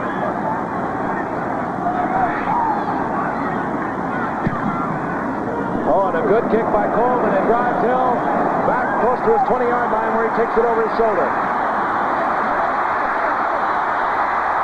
And a good return by Hill as he moves out to the 37-yard line, hit there by Scott Studwell.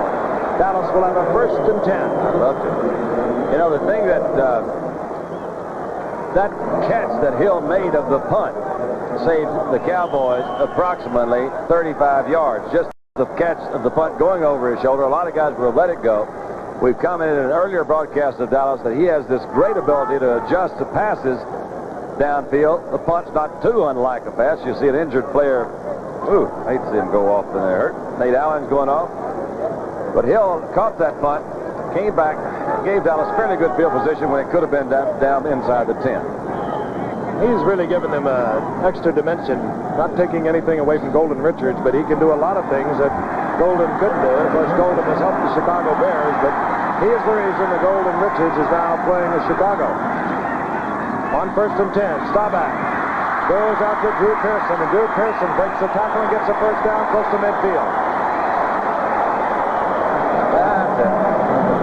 Dallas has really never, for some reason, seemed to get this thing saying, okay, go on, let's run our offense. His 1st reception of the night. Oh, what a gifted man he is. Little free agent, came up at 73. He has just been sensational. That's his 266th reception. He just doesn't drop it. All right, they mark it at the 48-yard line. Dallas down 21-3. Newhouse gets to midfield. That's it. Corralled there by Jeff Seaman. A gain of 2. It'll be 2nd down and 8. Yeah, but I like what Staubach and Landry are doing here. Plays being sent in, of course. There's no sign of panic. They still have almost 23 minutes left of a ball game. And you viewers of NFL football know what can happen in that amount of time.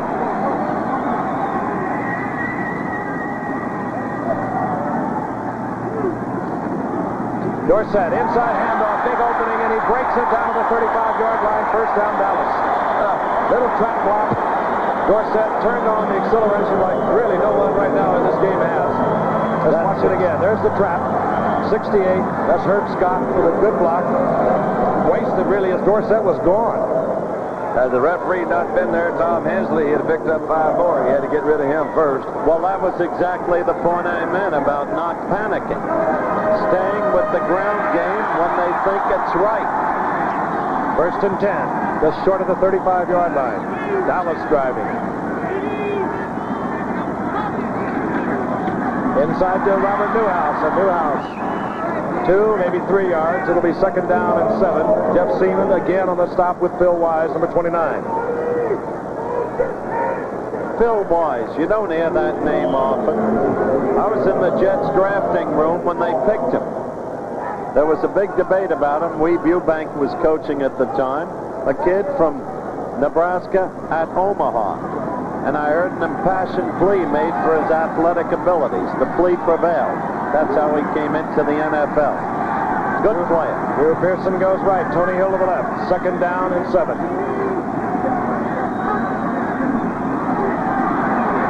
Roger goes for Pearson, and he tries to one-hand it, but no way is he going to get that one. Nate Wright covering.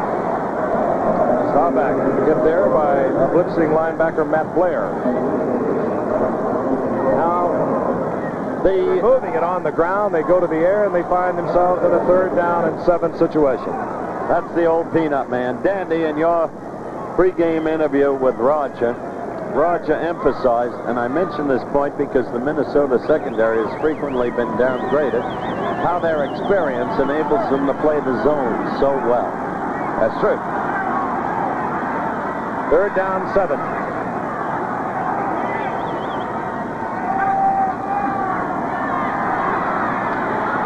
Staubach, Billy Joe Dupree holds on, 1st down inside the 20.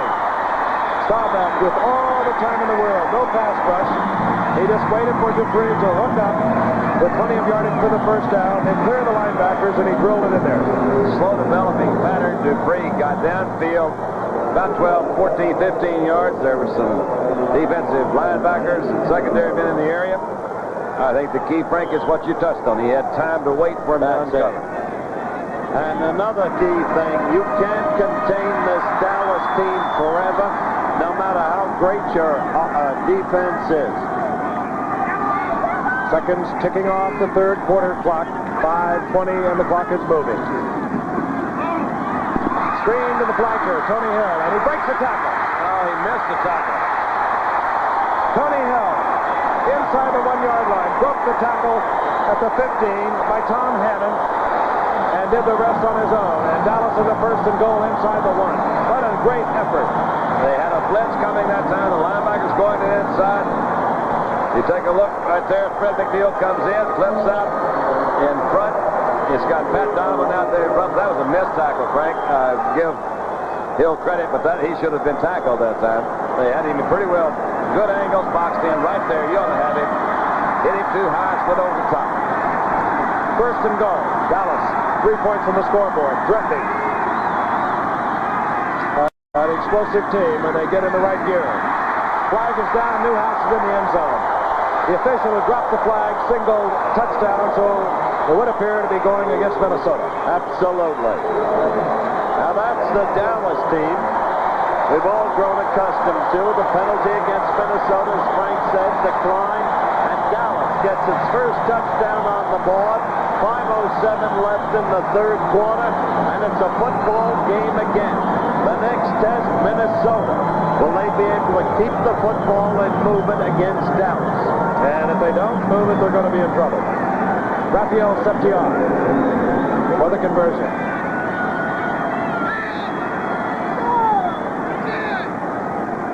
Long count. Good. The Cowboys finally got on the right track. Time for the touchdown. They shortened the Vikings leads at 21-10. We have 5:07 remaining in the third quarter, and we'll be right back. Here's to good friends. Tonight is kind Did Frank burn the trout yet? No, but we're ready. Okay, you guys, knock it off. I don't believe it. And a little something to go with it. Lowenbrow. Lowenbrow. And you guys don't deserve it, but my trout does. When you want the taste of a truly great beer, tonight, let it be Lowenbrow. Well? Frank, we apologize. The beer's terrific. Rejoice, a totally new Z-Car. The new Datsun 280ZX. Plush velour cockpit, computerized safety check, power steering, 5-speed with cruise control, 4-speaker stereo, 4-wheel disc brakes. Here's luxury and performance found in cars costing thousands more. Datsun's new ZX is awesome.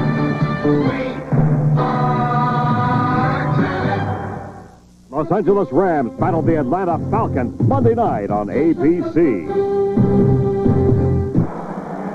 And preceding our game, Terror in the Promised Land on ABC News Close-Up, Monday night at 8 Eastern Time, 7 o'clock Central Time. This program includes an exclusive and close-up look at the Palestinian suicide squad's training for terrorist missions and interviews with PLO terrorist leaders. A hard look at the most difficult obstacle to reach peace in the Middle East. Terror in the Promised Land, Monday night on ABC. Is Kevin Miller. And Miller is pounded at the 30 and knocked back to the 32. And while we were away, we were just discussing the fact that Dallas all of a sudden has begun to move the football. They're the #1 offensive team in the entire NFL. They were stumbling all over the place in the first half. Now they seem to have got things together, and this is a big series of downs. It sure is. The Vikings. Fans know that too, don't they? And that Dallas defense is aware of it, too.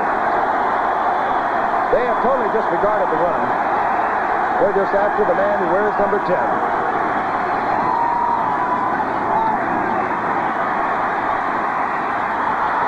And a good defensive play by Benny Barnes against Sammy White jars the ball loose. This is a very big game for Benny Barnes because, as you know, Don, he had surgery out a long time. faces a problem where he has to almost reprove himself. I walked into the locker room yesterday, training room, and I sat there and I was talking to Benny. I looked down his foot. He had 3 needles sticking in his foot. Well, I hate needles and almost passed out, but a lot of it, they started using acupuncture last year, and that's what he had on his foot yesterday. Does it 3 times a week. 2nd and 10. No blitz. Incomplete. Benny Barnes had a golden opportunity.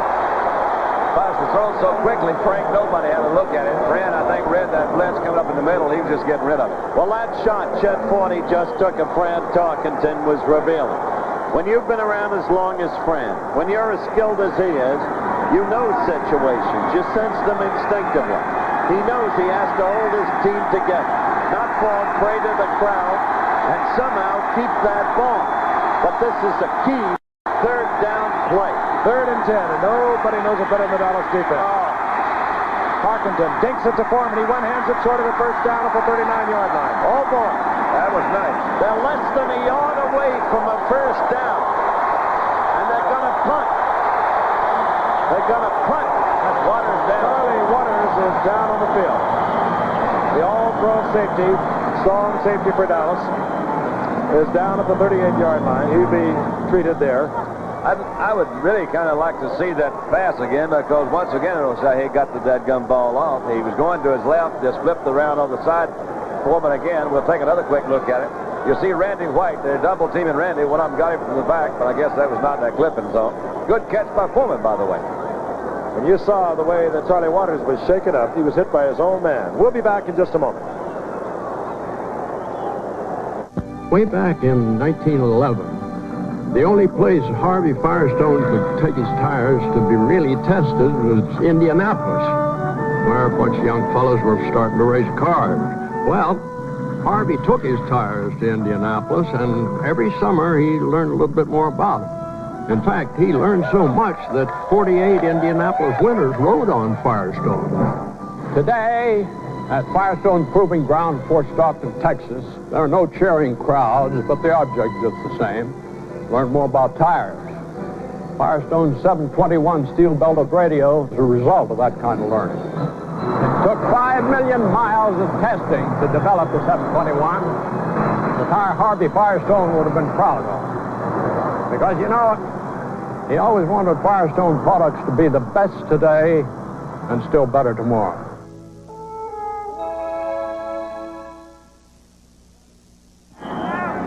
Charlie Waters, in a collision with his own man, got up, walked off the field under his own power. A little ammonia inhaler. Tony Hill has dropped deep for the Cowboys at his own 23-yard line. There he is. Greg Coleman will punt for Minnesota.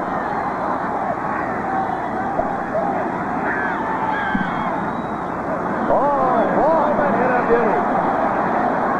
And it bounds into the end zone. Dallas will have a 1st and 10 at the 20-yard line. A 61-yard punt by this young man, Greg Coleman, who has been impressive. He had a 62-yard punt earlier in the game.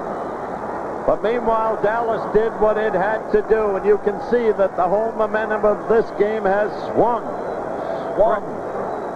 Fran couldn't get the 1 first down that he wanted to begin to muster a Minnesota offense and to consume the clock. Dallas needs 2 touchdowns to go ahead. And Dallas is really moving. 4:07 remaining in the 3rd quarter. Plenty of time. Dallas not rushed into a panic situation. Dorsett drops the football, and he is hit by Bobby Bryant. Nowhere to go had he caught it. Defense did a good job of reading that play.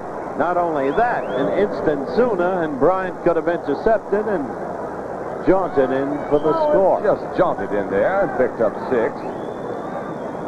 2nd down and 10.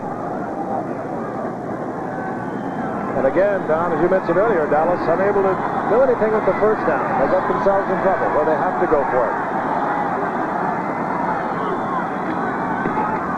Dorsett finds a little opening that's been there all night long. Moves behind the trap block. Sometimes he just runs ahead of it. He's so quick. Picks up 8 yards. Will be 3rd down and 2. White made the stop for Minnesota. Good call, but a big play coming up. Dallas, from their point of view, has to keep it going. Must. 3:37 left and counting down in the third quarter. 21-10, Minnesota.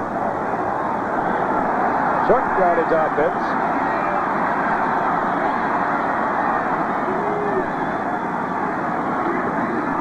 Dorsett. No. Left-handed, beautiful tackle, Jeff Seaman. Oh, boy. That was a biggie. Nice job by Seaman. He read that play on the well. Newhouse was out in front. Somebody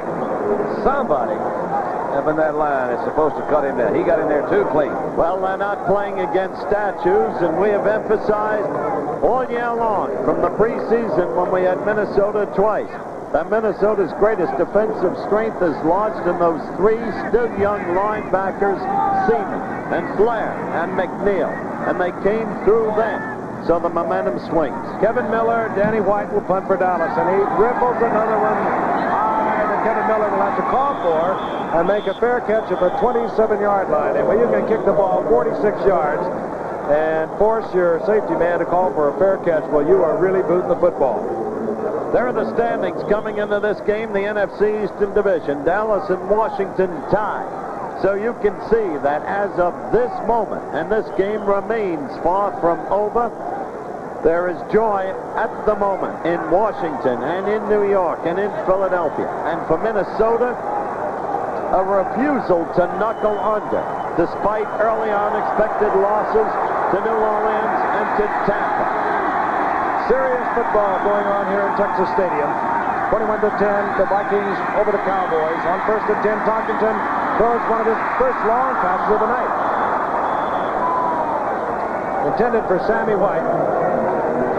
Good coverage. Benny Barnes was back there, getting help from Cliff Harris. What does that tell you, Frank? When he stayed, you see him dink him and dunk. He said, wait a minute. They're on to me. I'm going to go for the bomb. I'm going to back him up, and I'm going to come back with my dink game right now. There you go. Okay, maybe so. In the meantime, Fran has already thrown 30 passes. Remember the statistic we mentioned in the very first game of the year. No team in the NFL won a game last year that threw 40 or more passes. Fran has already thrown 30. I'd throw 9 more and sit on it. 2nd and 10. Dallas. No blitz. The handoff, and it goes to Foreman, short of the first down, of course. It'll be 3rd down and 3. But he got a big hole, and that was the time to run. And they did the right thing, not going to the dink pass. You see that Ron, here he comes, gets a good arm hold on Larry Cole. Holds him in there. It was a big hole. They hit to the outside. A little influence blocked by the guard. Ron Yeri comes down. They filled it in. 3rd down and what? Long 3? 3rd and long 3. It'll be a pass to Tarkenton Stadium for the way he's been going all night long. And he looks for Foreman in so many instances as this. And there he goes. Changes up, and Foreman gets the first down near the 40-yard line. So, Tarkenton again becomes the master, at least for the moment. If this is a shifting tide and an ebb and flow, to use a phrase that we've used before, it's only because that's the way it is.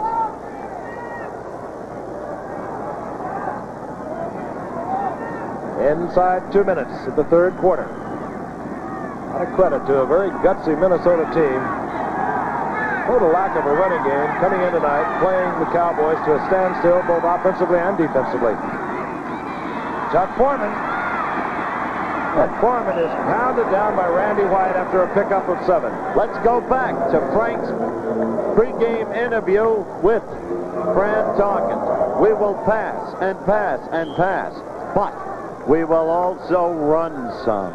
And now, with the Cowboys fired up and ready to pour in, firing in on the pass, Fran is running some at exactly the right time, Frank. Isn't he clever? Oh, Fran is clever. 2nd down 3, the ball at the 47-yard line of the Vikings. Ricky Young. And I believe he'll be short of the first down. He had to get just to midfield. Bob Bruni driving him back. Jethro Pugh also in on the stop. This is that third and short situation. The last time that we saw them in it, this was when they were offside, and Fran did call a play fake. He was trying to hit someone deep. I would say that this time, he's got to get his first down. He's way ahead. He just didn't want Dallas to have the ball. He's chewing up the clock. 6 seconds left in the third quarter. Should be just inches short. Gave Fran a chance to call for the measurement, gave him a chance to give it some thought. Maybe glance to the sidelines, even though he calls his own plays. The Cowboys have not really been a big fourth quarter team this year. They've only scored 3 points in the fourth quarter through 8 ball games. But they have allowed their opponents no points in the fourth quarter. Which is not a bad balance. But 3-0 still keeps Minnesota ahead. And there's the gun. You're watching another exclusive of ABC Sports. That's the end of the third quarter. The score, 21-10, Minnesota over Dallas. We'll return for the fourth quarter in just a moment.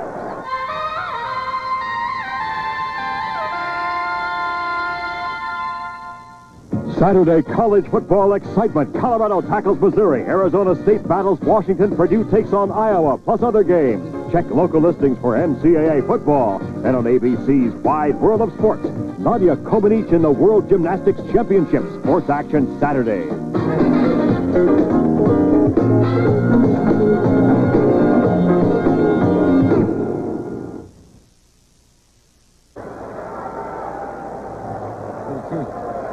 How about if I blow in your ear? No. Oh, I don't know. Okay.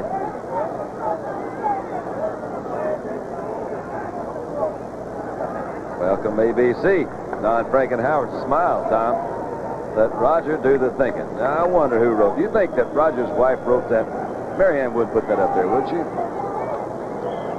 Tom pacing the sidelines as we begin the fourth quarter. Minnesota has a third down, inches to go. The ball just short of midfield. They have a 21-10 lead.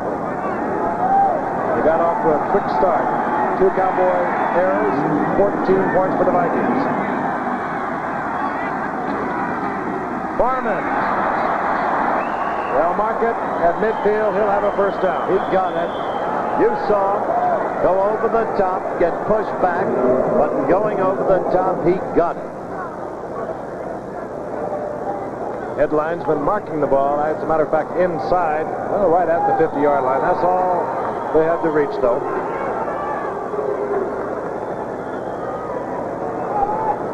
You know, I gave you some wrong stats on that 3-0. That was in the overtime. See, I'm looking at, I should never look at these figures because that's overtime.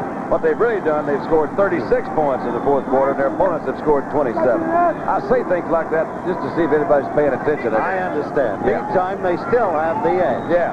The balance sheet's in their favor. Yeah, you're right. Well, it shouldn't give me those things. It confuses me. First and 10, the ball right at midfield. Robert Miller's in the lineup now. He wears number 35. Parkinson dancing around. Complete. But he avoided the sack. In the general direction of Ahmad Rashad, but it was really just to get rid of the football and avoid the sack. Well, the third quarter stats.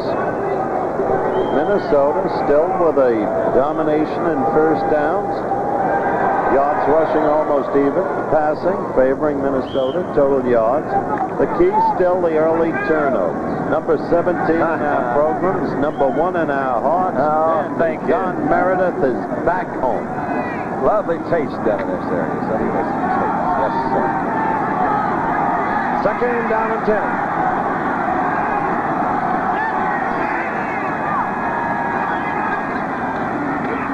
Draw play, Foreman. And good collapsing defense, and a flag goes down. Foreman down to the line of scrimmage. I think I saw one of the most visible. Randy White, Bob Bruning, holding against Minnesota. That'll hurt them. Of his injury. I mean, you've seen Foreman with that much room where he can really come out, and he's bringing himself out. He's just really not running full speed. You could see that, or I felt I could anyway, that there was just a little bit of hesitation when ordinarily the acceleration would come and Pullman would be to the outside. That's true, but under any circumstances, a holding penalty against Minnesota. Holding, number 68, offense. Second down. Charles Goodrum, the left guard, holding against Minnesota. It's going to be second down and 20. That's the kind of mistake when you're a team holding on against a team that's coming strong you just can't afford. Sammy Johnson comes in for Chuck Foreman. Johnson wears number 48. Dallas, of course, loves to blitz on second and long yardage. Henderson is up front. They go Sammy Johnson, and he finally brought down, but he called him out to the 43-yard line. It's going to be third down now and 3. Good call again. Dallas thinking nothing but pass, opened up the lanes, the draw set up, and it really worked. I'd say those Vikings have been watching some film up there in Minnesota.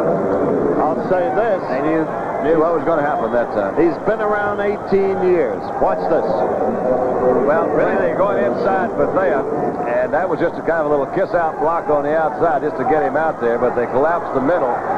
Bethea didn't close it down, and it was a big hole. Johnson, his second carry of the year. Third and 3. Parkinson going for 6. And is taken out of bounds by Sammy White. It could have been 6 easy. It could have been easily. Well, so a key break goes for Dallas in this game that is so instantly shifting. But I'll tell you this. We've watched a lot of football in our time, and that Fran Tarkenton has to be one of the all-time greats. They can write him off. I'll tell you right now, he'll be back next year. There's no way he won't. He told me today, I was kidding about it. He said, oh, they wrote me off when I was 27. Here's Greg Coleman. Tony Hill is waiting back at the 10, but Coleman, of course, will angle for the out of bounds. He led the NFL in that category last year with Cleveland. There's a nifty touch. And down on the 1-yard line. That's down. Good effort. Hustling down there was Nate Allen. I can tell by the reaction that Nate Allen says, oh, no, man, he's calling it a touchback. Or is it? Yeah. Nope, they're saying he got into the end zone. Allen says no, but the official says touchback. It'll be at the 20. Dallas will have the ball when we return. Why are car shoppers everywhere deciding on the Datsun B210? For the money you spend and what you get in return, it's a super deal. I'm going to get some of the best gas mileage of any car that's on the market today. The car came with everything that I wanted. We found that the Datsun was the best for the money. The economy. It gets great gas mileage. And I think I've got more car for the money than I've invested. Datsun B210s at year-end prices. See your Datsun dealer today.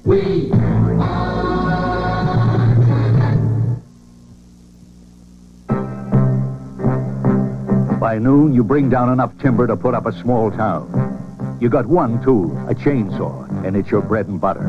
On the bar, it says Home Light, but out here, it's the Chainsaw King. And right now, you can buy the King. The Home Light XL at a king-size savings. Or choose one of 4 other Home Lights and get this rugged carry case free. From Home Light, the Chainsaw King. Interesting speculation about using cameras to determine calls. Watch this. For all intent and purposes, it looks like the ball held by Nate Allen never gets into the end zone. But again, keep in mind, our camera angle is shooting from somewhere around the 30-yard line. The official right on top of it, he rules a touchback. And you have to believe that it is a touchback because he was right there. Well, it's easy to second guess, but Nate should have batted the ball back instead of picking it up with his momentum carrying him into the end zone. 21-10. The Cowboys have the football. First and 10, their own 20-yard line. 13:25 remaining in the game. This is Dorsett. And Dorsett corralled there by Nate Wright. And the crowd unhappy perhaps with Dorsett's actions of the last week. Missing practice on Saturday, being benched on Sunday. Gives him a little boo. He, of course, had a fumble early in the game that set up the Vikings' second touchdown. In perspective, this is NFL excitement at its best. It is not NFL play at its best because of the early Dallas deficiency. But now you've got 2 emotional, fired-up football teams, and thus the excitement because we've still got a game. Second and 10.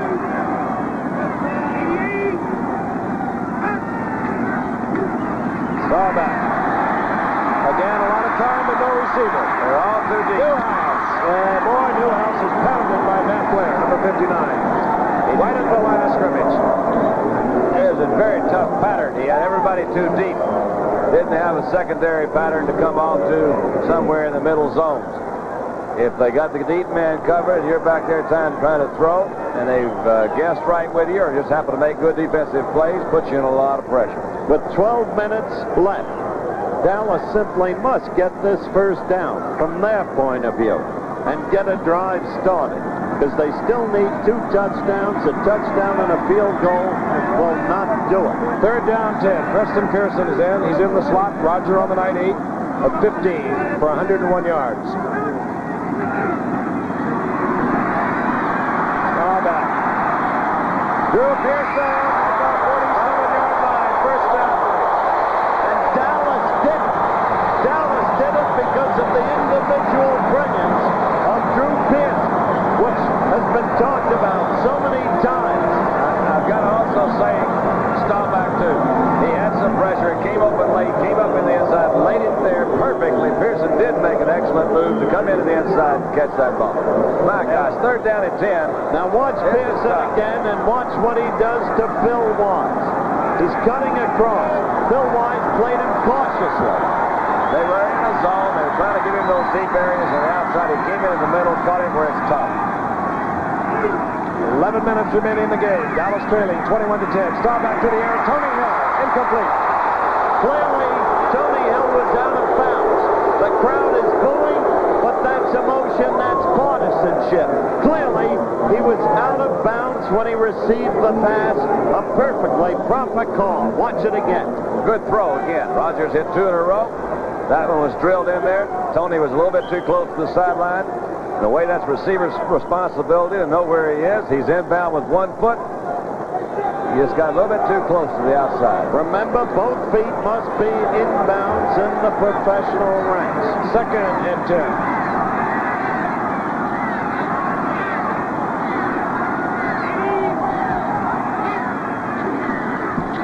Staubach.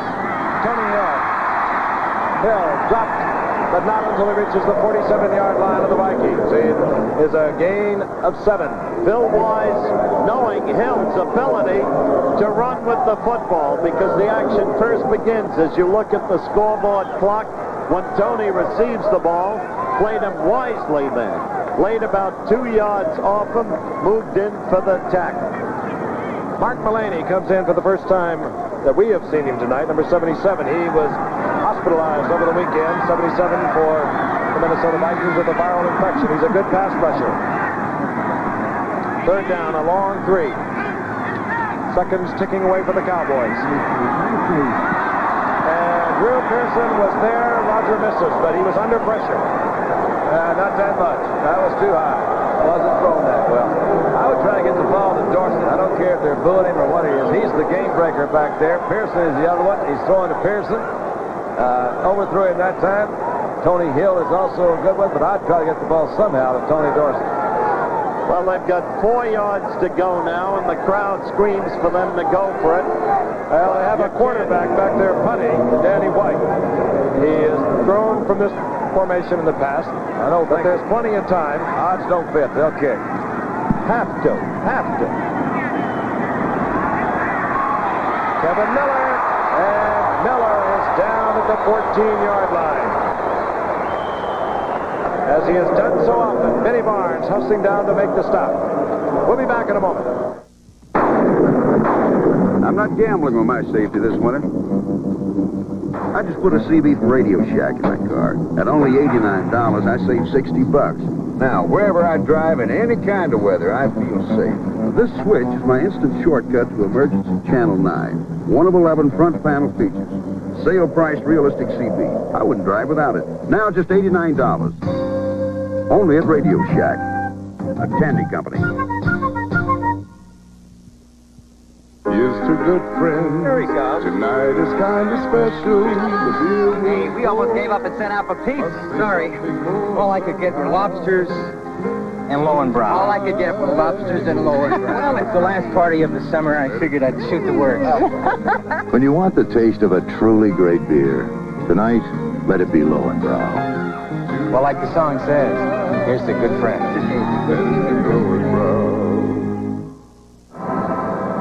The Vikings with a 21-10 lead over the Dallas Cowboys with 9 minutes and 59 seconds remaining in the game. Have the football, 1st and 10. They're at their own 14-yard line. Sammy Johnson remains in the backfield for Minnesota, wearing number 48. Foreman on the sidelines.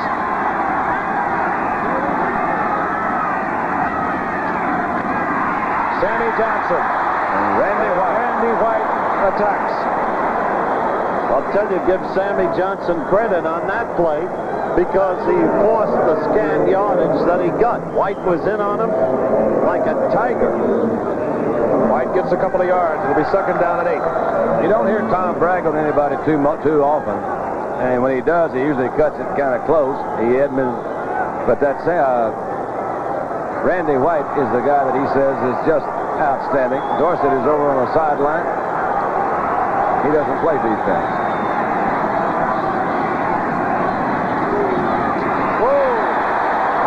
Johnson gets the call again, and he is really pounded. D.D. Lewis and Jethro Pugh. Pugh straightened him up, and Lewis hit him. D.D. was in there, charging in, that great veteran. Yeah, D.D. says, you hold him, and I'll get his attention. There was a loss of about a half a yard. 3rd and long yardage, a long 8. Ball resting right on the 15-yard line. Every now and then, Tom takes an anxious look up at the clock, which continues to tick away, and Fran will run it right down to the nub. He must get it off in 1 second. He does. Parkinson. Randy White once again, and Minnesota will have to turn it over. Dallas should have good field position. So we've got another night of football action. It's a special Thursday night edition of Monday Night Football, but this is the way it usually is. Remember the game? Baltimore against New England, 41 points scored in the final quarter. Joe Washington's heroics. Remember this past Monday night, Houston against Pittsburgh. Remember a Sunday night, Steve Grogan in New England against Oakland. This is a replica. Tony Hill at midfield. Coleman will kick from the 3. Oh, and he hits another bomb that backs Tony Hill up inside his own 40. Now, Hill runs into his own man, and he stopped at the 47-yard line. But they have field position. They're on their own 47. 7:54 left. They've got the ability to strike quickly. And then, hopefully, kick off. Get the football back again. You know this business, you fans. Dallas is very much alive. That's all true, but I feel compelled to tell you that this telecast is presented by the authority of the National Football League. It's intended for the private use of our audience. Any rebroadcast or other use of this telecast without the express written consent of the National Football League is prohibited. 1st down, Dallas. They trail by 11. Ball at their own 47-yard line. This is Dorsett. There's going to throw the ball. He's got a man open as Tony Hill. And he does not throw it in bounds. Well, they had the halfback pass. They tried that, and they won't try it again. The next thing they got in their book, the tricks, is a flanker pass. We'll see if Pearson can throw it next time. I'll tell you, it was a heck of a call. He does it after turnovers, 1st downs, tries to get the swing of things going. This is Landry calling the plays. They've got middle screens where they roll out. He's got it all in tonight because he feels he's going to need it. And you know what? He does. I'll tell you this. We saw the Baltimore Colts do that with Joe Washington, and it resulted in a touchdown pass to Roger Carr. Same play. Roll left. 2nd and 10. The ball at the 47. That's nice. Right into the arms of Phil Wise. He got hit when he threw it. And the ball waffled in the air. And Phil Wise, the man whom we call the gun athlete, I told you how he was drafted in the first instance, who's been playing cautiously off the receiver, but tackling effectively, was right there as the ball waffled into his arms, and that could do it with 7:40 left for the Dallas Cowboys. I don't believe Roger even saw Phil Wise. Drew Pearson was curling in under another defensive back. Roger put it right into the arms, and that is a tremendous break for the Vikings. They have possession. The ball at their own 47-yard line. Out of trouble. They can now work on the clock. Sammy Johnson with another second effort. Gets to midfield, a gain of 2.5 yards. It'll be second down and 7. I think Rogers' arm was hit when he threw that pass. There's you see Wise on the side, but I can't tell for sure. It looked like me. I think it was Carl Eller that got in there. I'll tell you, Phil's had a heck of a game. And if you want to put the game in perspective, turnovers. Dallas 3, Minnesota none. And that's why Minnesota leads with 7 minutes remaining, 21-10. Tarkenton watches the clock at the end tick down. He'll use it all.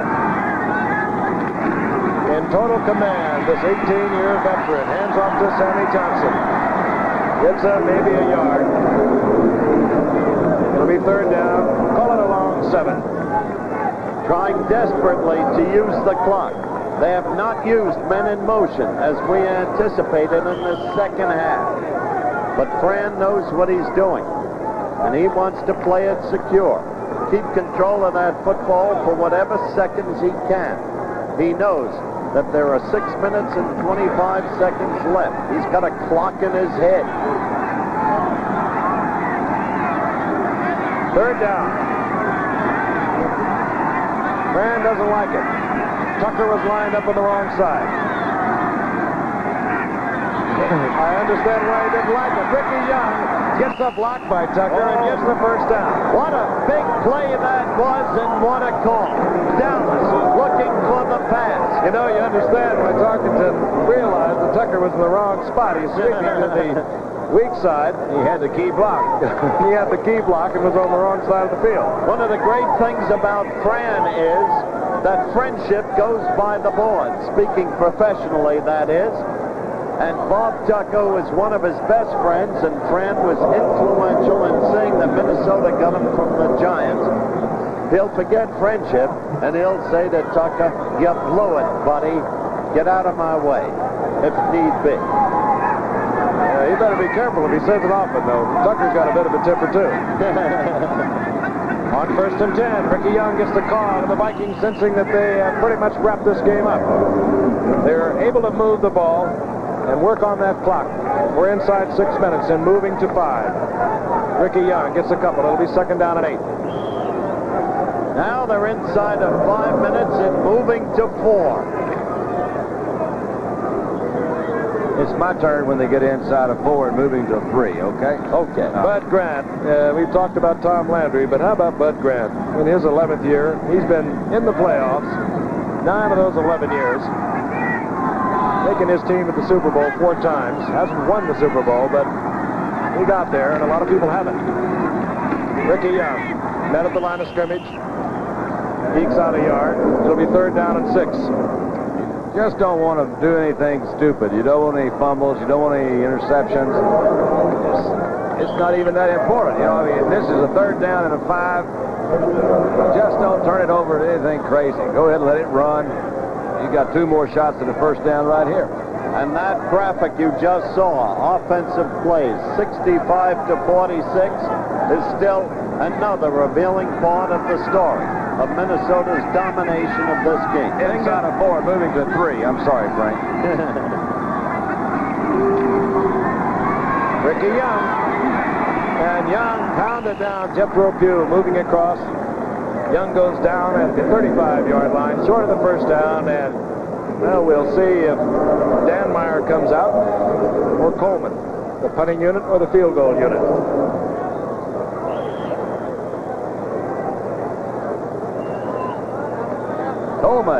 Coleman, and Minnesota will punt. Clock ticking away. But they'll probably let it tick all the way down, take the penalty. It doesn't make any difference. He'll be going for the out of bounds. Frank, you talked about Bud Grant. He deserves every accolade tonight. If ever a man prepared his team beautifully for a given opponent, Bud Grant clearly has done that. In 3 days. Well, I'm sure it's an experience he had in Canada. There is the delay of game penalty. It ticked the seconds off the clock. Very important to Minnesota. Here's the 5-yard penalty call. Delay, offense, fourth down. Had no effect whatsoever on Minnesota's field position because Greg Coleman still is well within reaching an out-of-bounds area somewhere inside the 20. And as I mentioned before, he led the NFL for Cleveland last year in doing just that. Cowboys go for the block. They don't come close. And he does. Oh, and Coleman has hit a beauty. He nails it. 5-yard line. Coleman, look at him. Picked up a little over a week ago. After being cut by Cleveland, you have a happy youngster. We'll be right back. Uh-oh. That TV show we want to watch goes on in 5 minutes.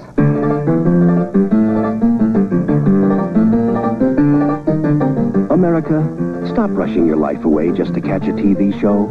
Get a Sony Betamax video recorder and automatically videotape that show while you're doing something else and watch it anytime you want. Sony Betamax. It could change your whole way of life.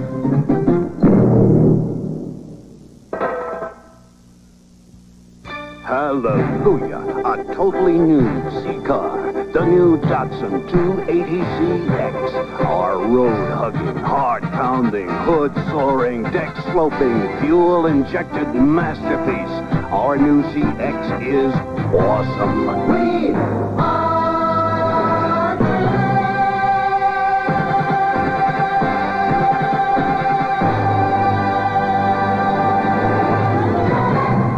Nadia Comaneci competes in the most important gymnastics event since the '76 Olympics, Saturday on ABC's Wide World of Sports. 2 minutes, 55 seconds remaining in the game, and Greg Coleman, recently acquired by the Minnesota Vikings, has put the Cowboys in a hole. They have a first and 10 at their own 5-yard line. They're down 11 points, 21-10. They have to get something quickly, and this is a very difficult spot in which to get something quickly. Going for Drew Pearson, spot pass, and the timing was off. 2 minutes, 51 seconds left in the game. Crowd voicing their disapproval of Roger Staubach. Well, we haven't really centered in on the defense of Minnesota. Maybe we should give it more consideration because that is the #1 offense in the NFC that they've been playing against. They've held them to 10 yards. There's been some circumstances that may be a little bit unusual, but they still have played very well. They have played great defense tonight. Second down and 10. Inside handoff, Dorsett. And Dorsett, short of the first down as he moves out to the 14-yard line. It's going to be third down, call it a long one. Once again, reverting to Frank's Dunn's pregame interview with Staubach. Roger said we must have a great game from Dorsett. Now the statistics show that Dorsett has not had a great game, but I don't think it's fair to pin that on Dorsett. Pin it, if you will, at least equally on the Dallas offensive line, which has been troubling Coach Landry for the last 4 games. Seconds ticking away. 2 minutes and 10 seconds. Third down and 1. Preston Pearson holds on for the first down. Preston Pearson, whose lawyer called me in New York when I was already in Dallas, wanted Preston to come on because Preston was upset, just to show you the inner workings of a football team, over the fact that he would be benched and Dorsett would be back. His lawyer? Yes. Did he think you were... they're fancy in football today, aren't they? Yeah. How were you going to get him in there? You keep Dorsett on the bench, which Coach Landry was not disposed to do, nor would I be. Well, why didn't he call Landry instead of you, is what I'm saying? He wouldn't have gotten an answer. First and 10. Closing on the 2-minute warning.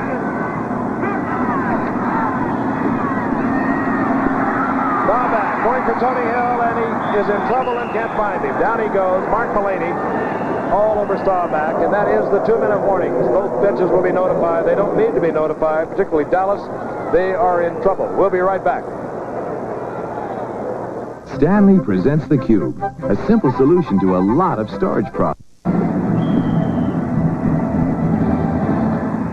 Okay, Preston Pearson. 26. A great player. Let's get this play first. I want to amend what I just said. Second down and 10. Cowboys, desperate trouble. Tony Dorsett, give him an open field and look out. And he has not seen many openings tonight. He gets the first down, however. So there can be no misconception. And I was relying on hearsay. My secretary advised me today that Preston's lawyer, 26, had called her as we look at this play. On first and 10, Staubach again to the air, in and out of the hands of Preston Pearson. Preston still fingers in the action, and the lawyer had asked if we wanted to put Preston on the air in this game to express his views of the Dorsett incident and of his being benched. Now that's the message I got. I want to be absolutely clear and specific about that. But this is a great football player, and if he feels he should be in there, you can understand.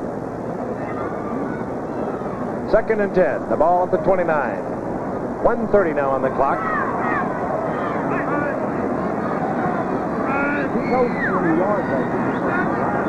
Dallas in danger of falling a half game behind the Washington Redskins. The Vikings back in the thick of the hunt in the Central Division of the NFC. Picked off. Bobby Bryant. Turn out the lights. The party's over. Roger Staubach makes the tackle, but Bobby Bryant is just about finished, and he hopes Dallas had him pulling this one out. Well, it was over as Don is singing, not just now, but before this. And this Super Bowl champion Dallas team has now lost 3 games out of 9. And in the interest of fair and accurate reporting, they were fortunate indeed to get past St. Louis twice, winning once in overtime after St. Louis had missed a field goal. And they had a tough time with Philadelphia. And the coach has to take a good hard look at this team and somehow get them emotional and intense again. And this man, Fran Tarkenton, has pulled off a tremendous game plan. They had a great defensive effort as we watch Ricky Young working on the clock now. Dallas will try to stop it, hoping for possession again. They call timeout. They have 2 timeouts remaining, 1 minute and 9 seconds on the clock. But Francis having another great night, and he's been doing it since 1961. He is a very special football player. Why are truck shoppers everywhere deciding on Datsun? It's going to pay for itself in 2 years. They're fantastic as far as gas mileage. The money I'm saving on gas alone will do it.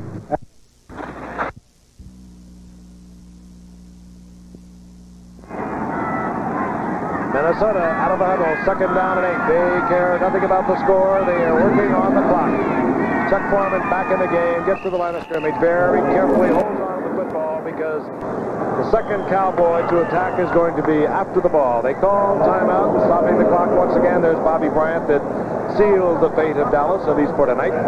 Gives us an opportunity to remind you about college football coming your way on Saturday. Regional action all over the country. 1:30 Eastern and Pacific, 12:30 Central. Colorado against Missouri, a big rivalry there. Those two teams really get with it. They both have the same records, 5-2. Arizona State goes against Washington. Arizona State, of course, upset victors over USC. They are ranked 12th in the nation. Washington, of course, last year's Rose Bowl victors over Michigan. Then we have Purdue versus Iowa. Purdue leading the Big Ten. Florida goes against Georgia Tech. Clemson against North Carolina State. Holy Cross against Brown. Regional college football. It's a lot of fun. Be with us on Saturday. Of course, Monday night we'll be in Atlanta. The Los Angeles Rams against the Atlanta Falcons. And that's not going to be easy for the Rams. Now, there's the graphic on Fran Tarkenton tonight. He has been absolutely brilliant. He didn't throw 40 passes. No, he did not. He cut back when it was right to cut back. He said, we'll run some, and he ran some. 1 timeout remaining for Dallas. Foreman stopped short of the first down, hit by Bob Brunig. Well, you saw the graphic on Foreman. He gained more yards on the ground than the whole Dallas team. And Roger Staubach had told Don, we've got to get the ground game going. And incidentally, Frank, Dallas's remaining schedule isn't that easy. They're at Miami with Greasy, at Green Bay, which is tough this year. New Orleans at home, Washington at home, New England at home, and the Pats with a great football team. Then at Philadelphia, a tough football team. They wind up at Shea Stadium, and the Jets are nobody's chumps, not this year. Fourth down now for Minnesota.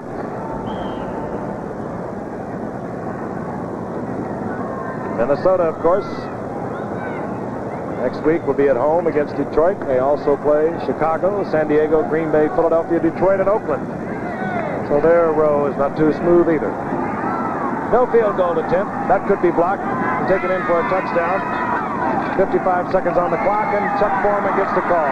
Spins to the inside. He has the first down. I think that's fine. He's now gone over 100 yards rushing. He's caught 5 for 33 yards. This is what the standings will look like in the NFC East. And yes, it's all changed in the National Football League. And that's what they'll look like in the NFC Central. And Minnesota is still breathing, and they're not about, as I said, to knuckle under. But that's the kind of year it's been in the National Football League this year. The very point we tried to make during the halftime. Scrambled standings. Nobody a sucker. Look at the measurement. First down. 39 seconds on the clock. Great tribute to a fine coaching job with 3 days to prepare. Changing basically your entire offense, coming in with a spread formation, moving men around. That confuses the Cowboys. It really does. They reacted as any team would with the blitz in the first half. Tarkenton is very difficult to blitz because he always keeps a checkoff man. When they would blitz, he'd dump it off for 3 or 4 yards. So, Fran Tarkenton, another great night. Foreman. I think I'd save Foreman. He's done his work tonight. I'd give it to somebody else. Rest him up. Fran is heading for the barn. Says, come on, guys, this is over. Final seconds ticking away.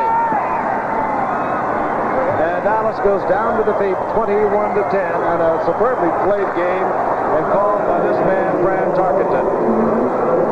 Once again, the final score, Minnesota 21, Dallas 13.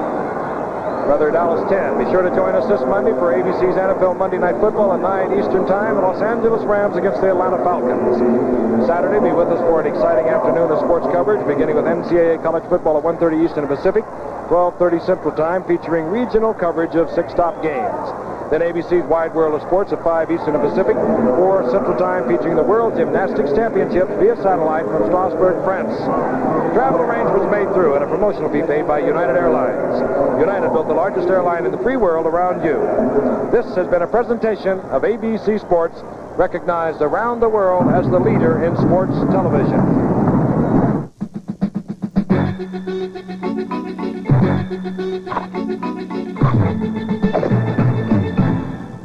Thursday, a small-time loan shark puts the squeeze on the 12th precinct. Kids, they say the darndest things. Barney Miller. Then Carol's father is the last to know. The princess is going to marry the queen. And Chester is the first to remember on Soap. 1 week from tonight,